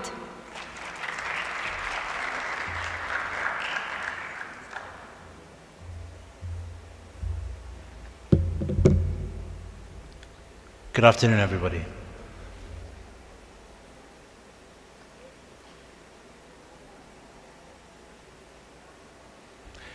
It wouldn't be a conference talking about the futures without a session on AI, and that falls to me, unfortunately. So today I want to talk to you about generative AI and what it means for ELT. But before I start, I want to talk about something that happened in the 80s and in the 90s. In the 90s, pocket calculators became available. And suddenly, teachers who taught maths were faced with a dilemma. Do they ban calculators, or do we allow them to be used without any restrictions? And I want you to keep this in mind as we talk today about AI and ELT. So today, I want to talk a little bit about generative AI, when we should use it, some concerns or challenges and how to overcome them, and how we can use it to augment teachers and students' natural intelligence. Definitions that stood out to me was this one by the European Commission High-Level Expert Group on Artificial Intelligence. And generally, this mentions technology that's capable of action. The definition goes on to mention software, so things like voice-to-speech recognition, text-to-speech, but also hardware, things like robots and drones. Generally speaking, we can look at the difference between predictive AI and generative AI, or in other words, foundation versus classification. So basically, when we look at classification or predictive AI, this is classifying or grouping an image, a text, or a group of words. On the other hand, predictive AI or generative AI actually goes out and produces something that's perceived as new. Obviously, some clear examples that we know of are ChatGPT, Gemini, Copilot, etc. These are largely enabled by what's known as LLMs, or large language modules. So these models basically are huge data sets that are powered by vast machines after being trained for a number of years. If we were to look at a few differences between the models. So in the past, predictive models could tell me if a learner's text was A1 or B1. Now we have AI that can produce learner essays. But also there's much more. So there's AI that can generate text from speech, or generate speech from text, or even go further and generate videos or presentations. Unfortunately, this one wasn't generated by AI. But when I talk about text-to-speech or speech-to-text, you might be thinking, wait a minute, this has been around for a while. This is not anything that's new. And you're right, because AI actually goes back to almost 100 years.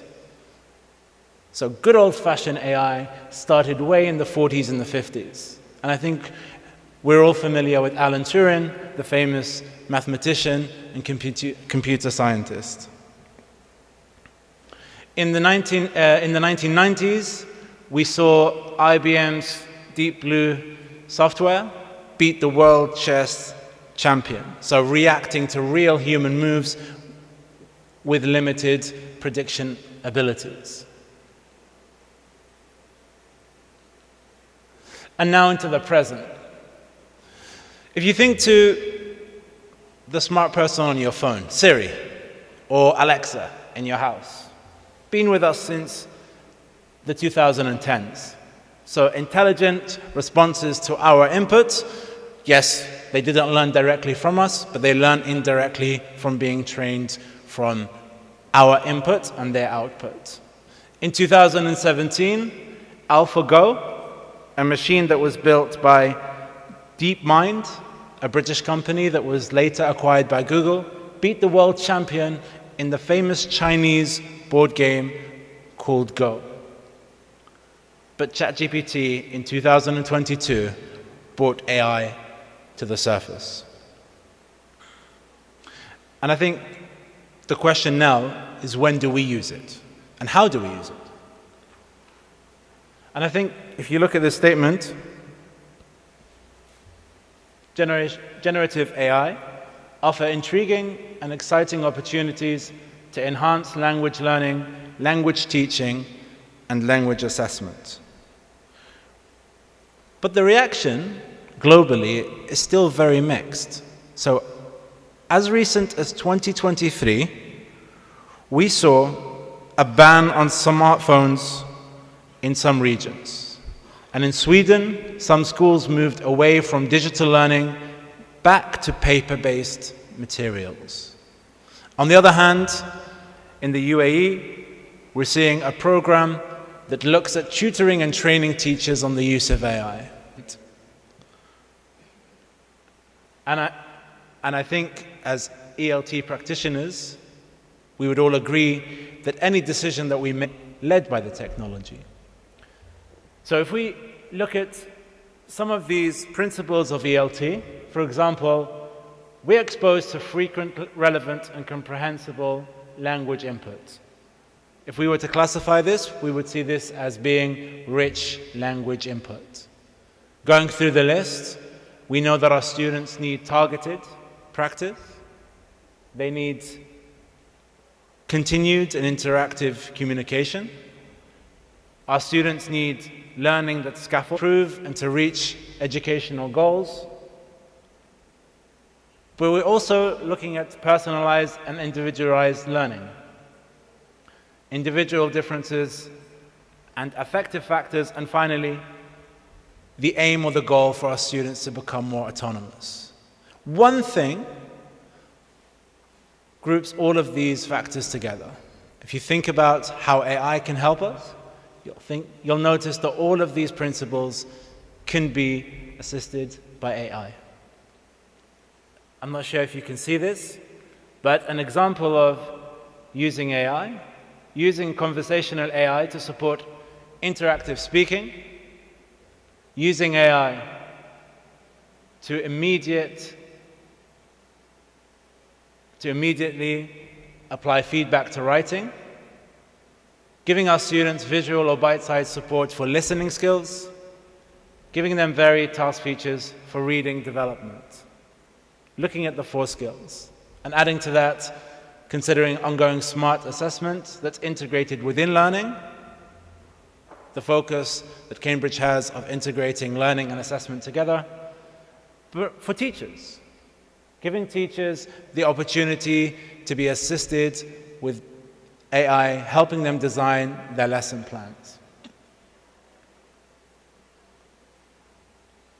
But with any new technology, there comes risks and challenges, and these are some of the ones that we've put together and some ideas of perhaps how to overcome them and address them. The first one that we want to think of is the ethical use.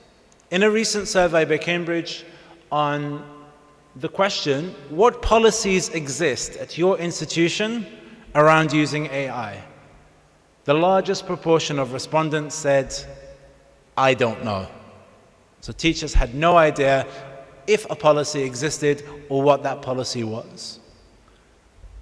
And so we need to make sure there is clear transparency about the role of AI. There needs to be continued human input. This can be extensive or it can be minimal, depending on the learning and assessment context. We need to make sure there's diversity and equity, both when developing the tools, but also when using them as well. We need to make sure that privacy and data are always protected. and we need to be guided by the ethical guidelines, specifically for data protection, intellectual property, copyright, etc. Another concern that we have with regards to Gen AI are fabrications and misinformation. And in fact, the Cambridge word of the year in 2023 was hallucinations. So what can we do about this, both as teachers and for our students? We need to apply a critical approach, and we need to help our students to know how to look at the output of AI. We should all avoid becoming over-reliant on these tools, but also we need to develop awareness. And one of the ideas for an AI-driven lesson with students is for students to learn how to react and use AI-generated output. Another concern of AI is prejudice and bias. And this becomes clear if you try to use AI to generate images, for example. So if I asked AI, show me a particular job, or a role, or a demographic, it's largely driven by AI. And there's been a lot of talk today about gender equality, and this becomes prominent. And so the tool sometimes not just confirms bias, but also expands and spreads it as well. And this is where, both as teachers and educators, but also for our students, we need to know the first thing. One of the first skills we need is to question the output of Gen AI. And I think this is a clear message on developing our students' critical thinking skills. Even if it's coming from ChatGPT, Gemini, or any other tool, it's still something we need to look at critically.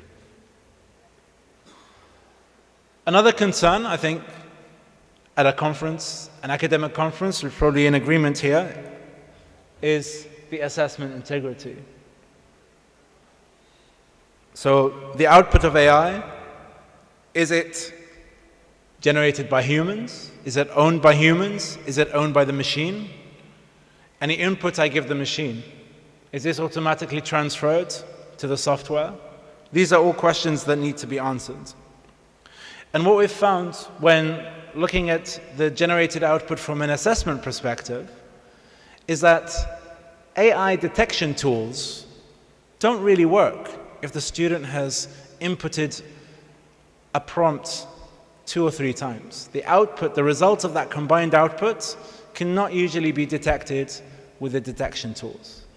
Another issue is that for non-native speakers, the detection tools are biased, and they can flag students as having used AI when in fact they hadn't. And so what do we do? The question here, I think, is how do we rethink assessment? Do we say no AI? Or do we say, how can we use AI? This is a question more than an answer. There's also the need for a focus on real-life skills. The more AI can take away from us in automation, the more there is a need to develop skills that students need in the real world. But there also needs to be a very clear policy and procedure and guidelines on how AI is used to guide our students and to show them the correct use of these tools. Another concern, specifically for educators, is that AI generally has a black box feel about it. And what do we mean by that? The more sophisticated the tool, the more opaque it is, the less transparent, the less we know about how it deals with data and how it uses the information and where the information comes from. And in fact, one prediction is that we may reach a stage where we will be faced with a choice that we either accept 90% accuracy from generative AI tools that are explainable and transparent, or 99% accuracy from tools that are not transparent and not explainable. And I would argue that explainability should be a huge priority. We should know where and how the data is coming from. But we should also make sure that humans are involved in the various stages of the way. Our teachers should be in charge of AI decisions and not the other way around. So we saw the ELT principles and how those should be leading us and not the other way around. And we should be responsible for assessment, not the tools that we use. Because we publish books, we're probably going to talk about copyright and IP. And this is a general concern for AI users. And the question is, who owns the outputs of generative AI? And how ethical is it when I share copyrighted materials in my prompts? And so this just enhances the need for students to be aware of intellectual property and copyright issues. But we also need to make sure that we are using copyrighted materials ethically, both inputted into generative AI and outputted as well. And one thing that ties very nicely into what I had prepared was the sustainability element of today's sessions. And it was estimated that when ChatGPT 3, and by the way, we are now on ChatGPT 4, when ChatGPT 3 was trained, it generated approximately 552 tons of carbon dioxide. That was just for training it, not for using it. And so this highlights the environmental and sustainability issue of AI. And I think one thing that we need to do, I think we've seen this a lot today, but also understand the type of tool that we use. So larger language models generally use more resources than smaller language models. So the question is, which tool do I need to use? And Cambridge has actually taken an initiative with this, with the sustainability framework, looking at this from four key dimensions: knowledge, values, transformation, and innovation.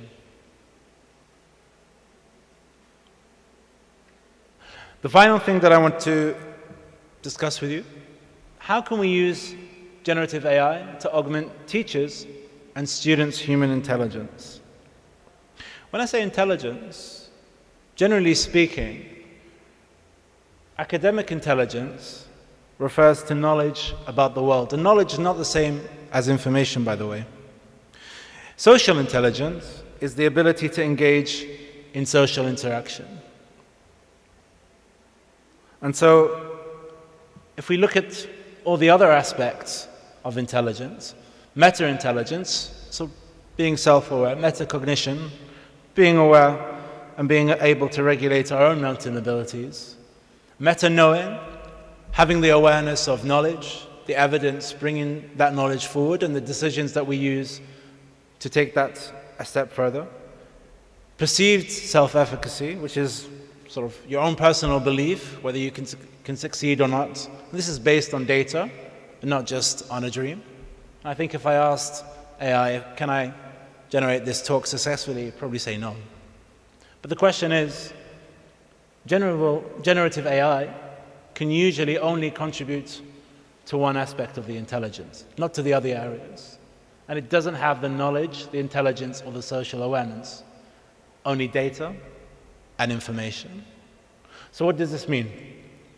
This basically means that life skills are becoming more and more important for students. And it's frameworks like the Cambridge Life Competencies Framework that highlight skills like communication, collaboration, critical thinking, and how important these are becoming in an era landscape of education, but also edtech as well. And frameworks like these offer us, as Cambridge, the knowledge that we need in how and what to put in our materials, but also teachers, and how these can be taught and how their student skills can be developed.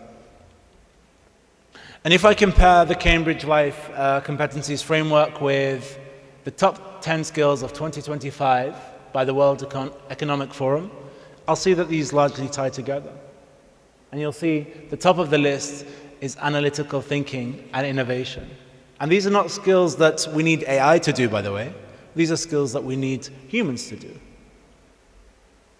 And it just shows you that the more we become advanced and use these tools, the more that we need to develop our students' skills at the same time.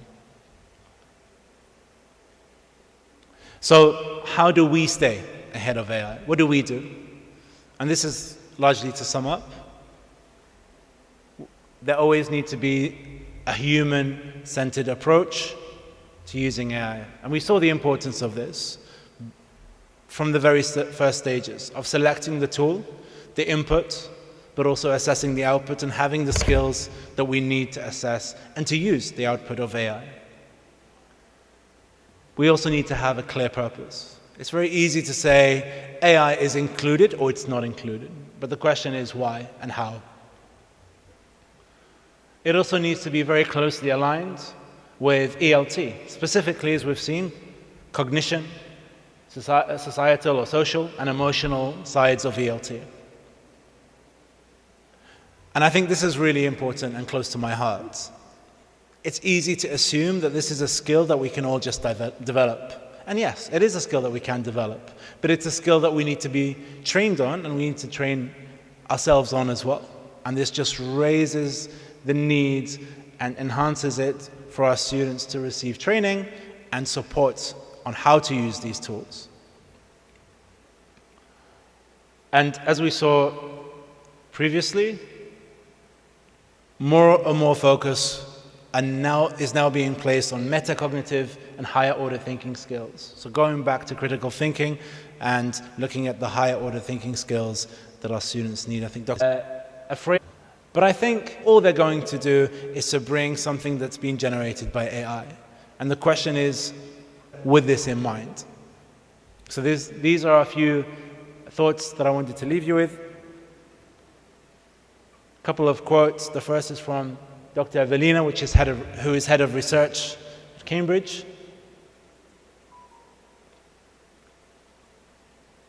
And another quote from Dr. Nick Saville, who is Secretary General of ALTE and also Director of Thought Leadership.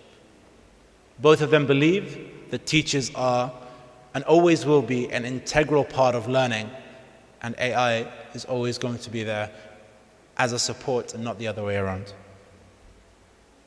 If you want more information, we are continuously developing research papers on AI. Many of these have practical elements for teachers to use and how to support students as well. Thank you very much.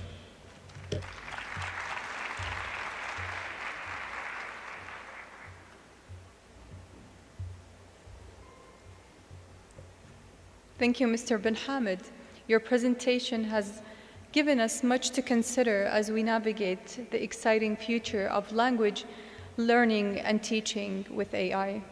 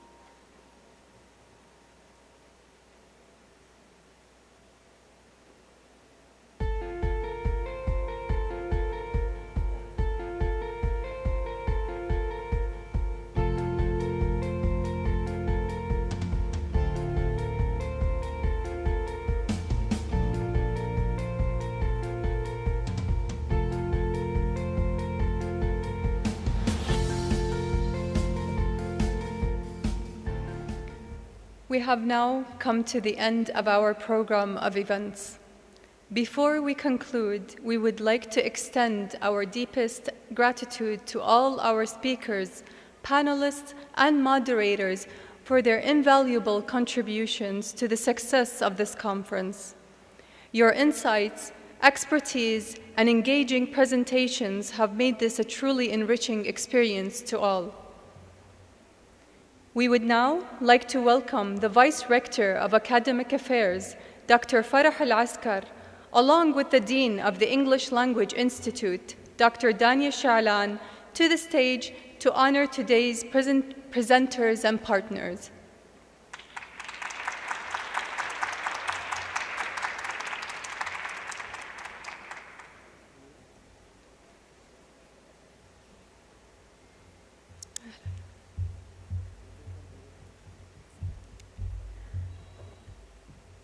Professor Mansour Al-Malki.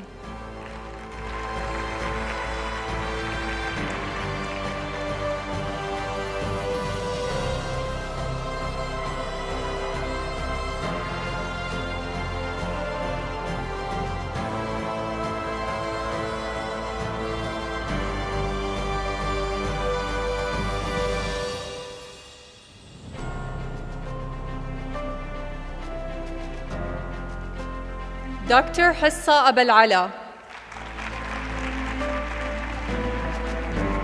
Dr. Sajjadullah Al-Hawsawi.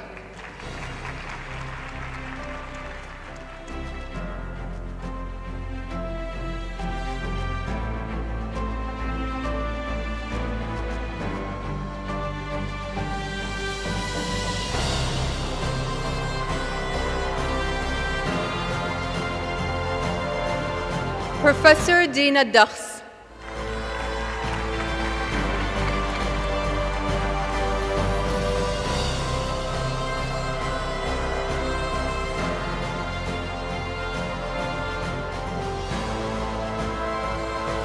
Dr. Hanouf Al-Gasham.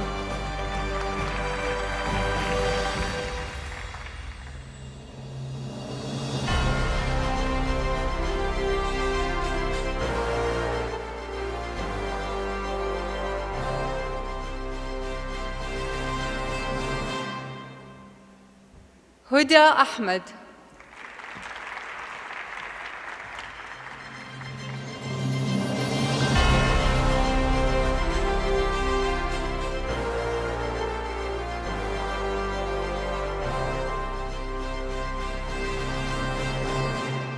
منال المبكي.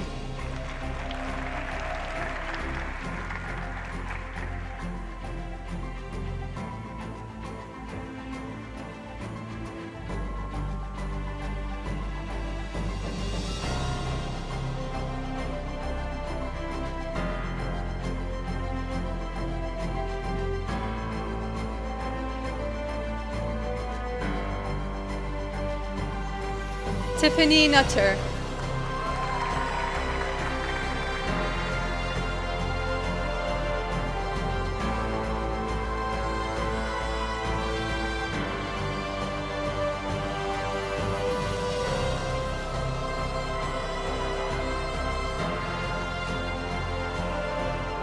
دارين المحمدي.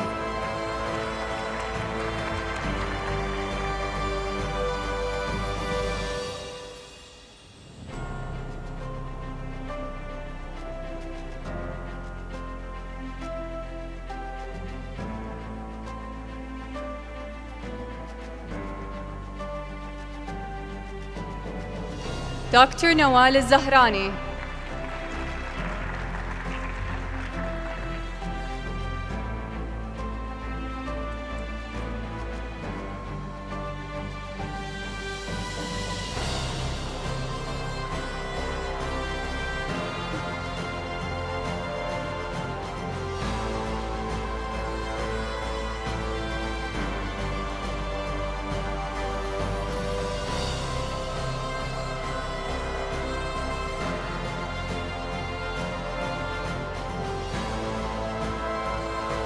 دكتور سمر الموسى.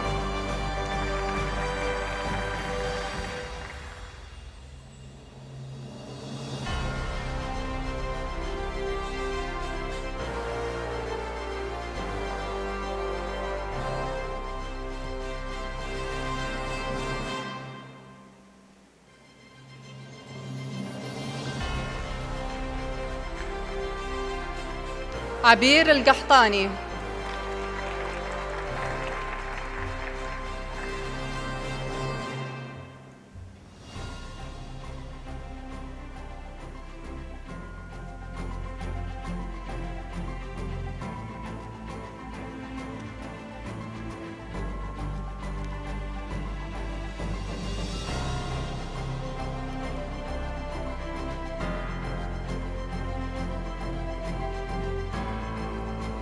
Dr. Lou McLaughlin.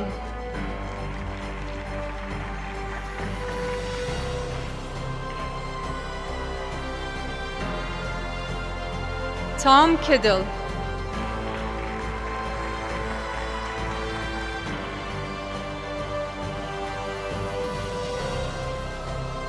أشواق الجحلان.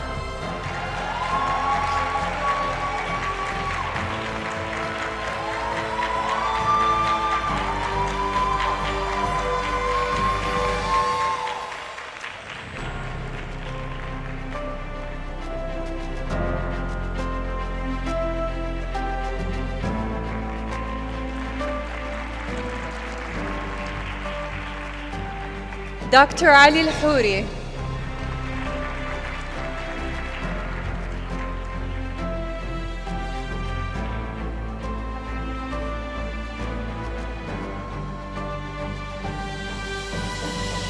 نايلة أكرم.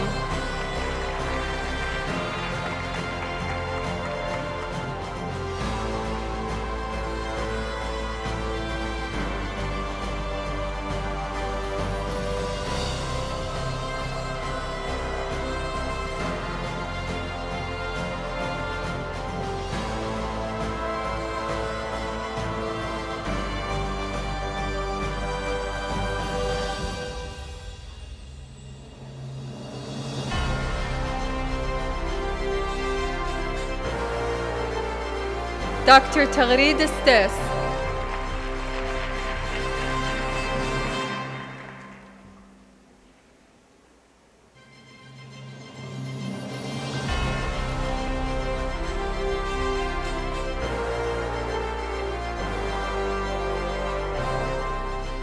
دكتور نايف المسرحي.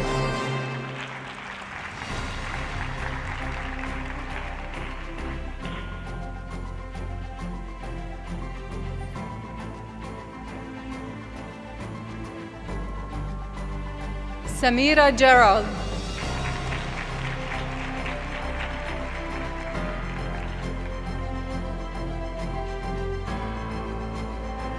عفاف الذواد.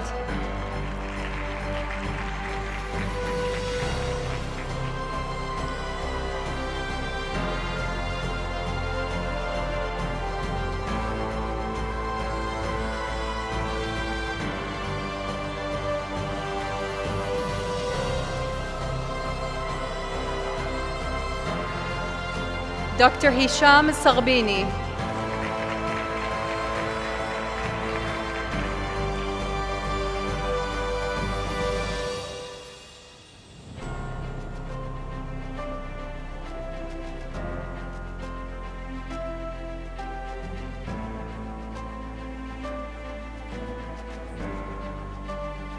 دكتور ابتسام عبد الحليم.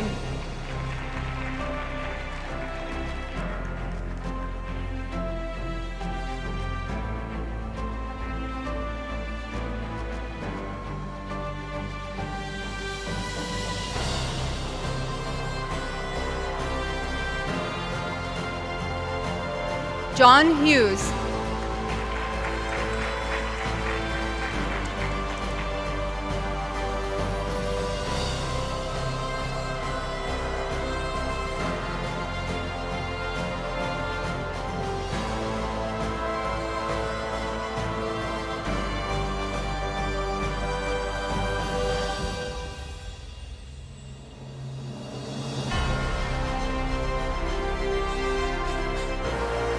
Last but not least, Zaid bin Hamid.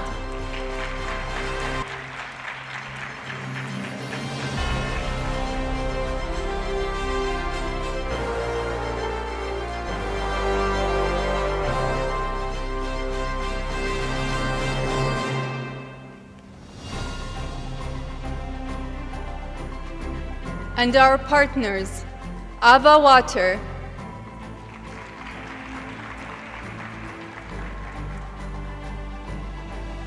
Moon Cafe,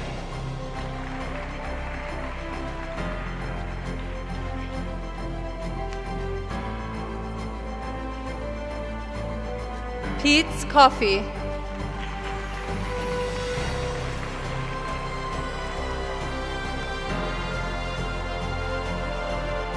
Talia Tourism,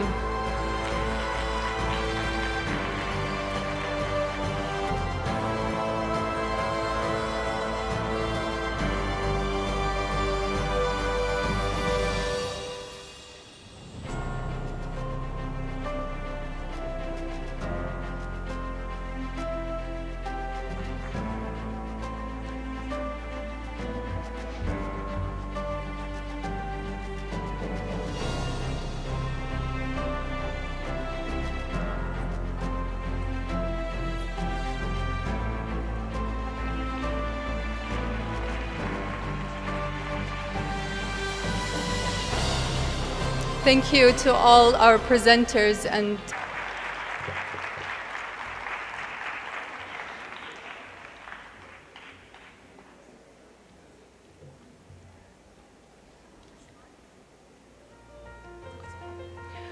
this brings us to the end of our inaugural International ELT Conference, ELT Futures, Empowering Minds and Embracing Sustainability and Innovation. This conference would not have been possible without the dedication and hard work of the entire ELT team.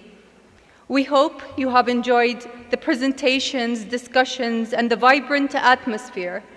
Please stay connected with us through our website and social media channels for future updates. Thank you again for joining us here today.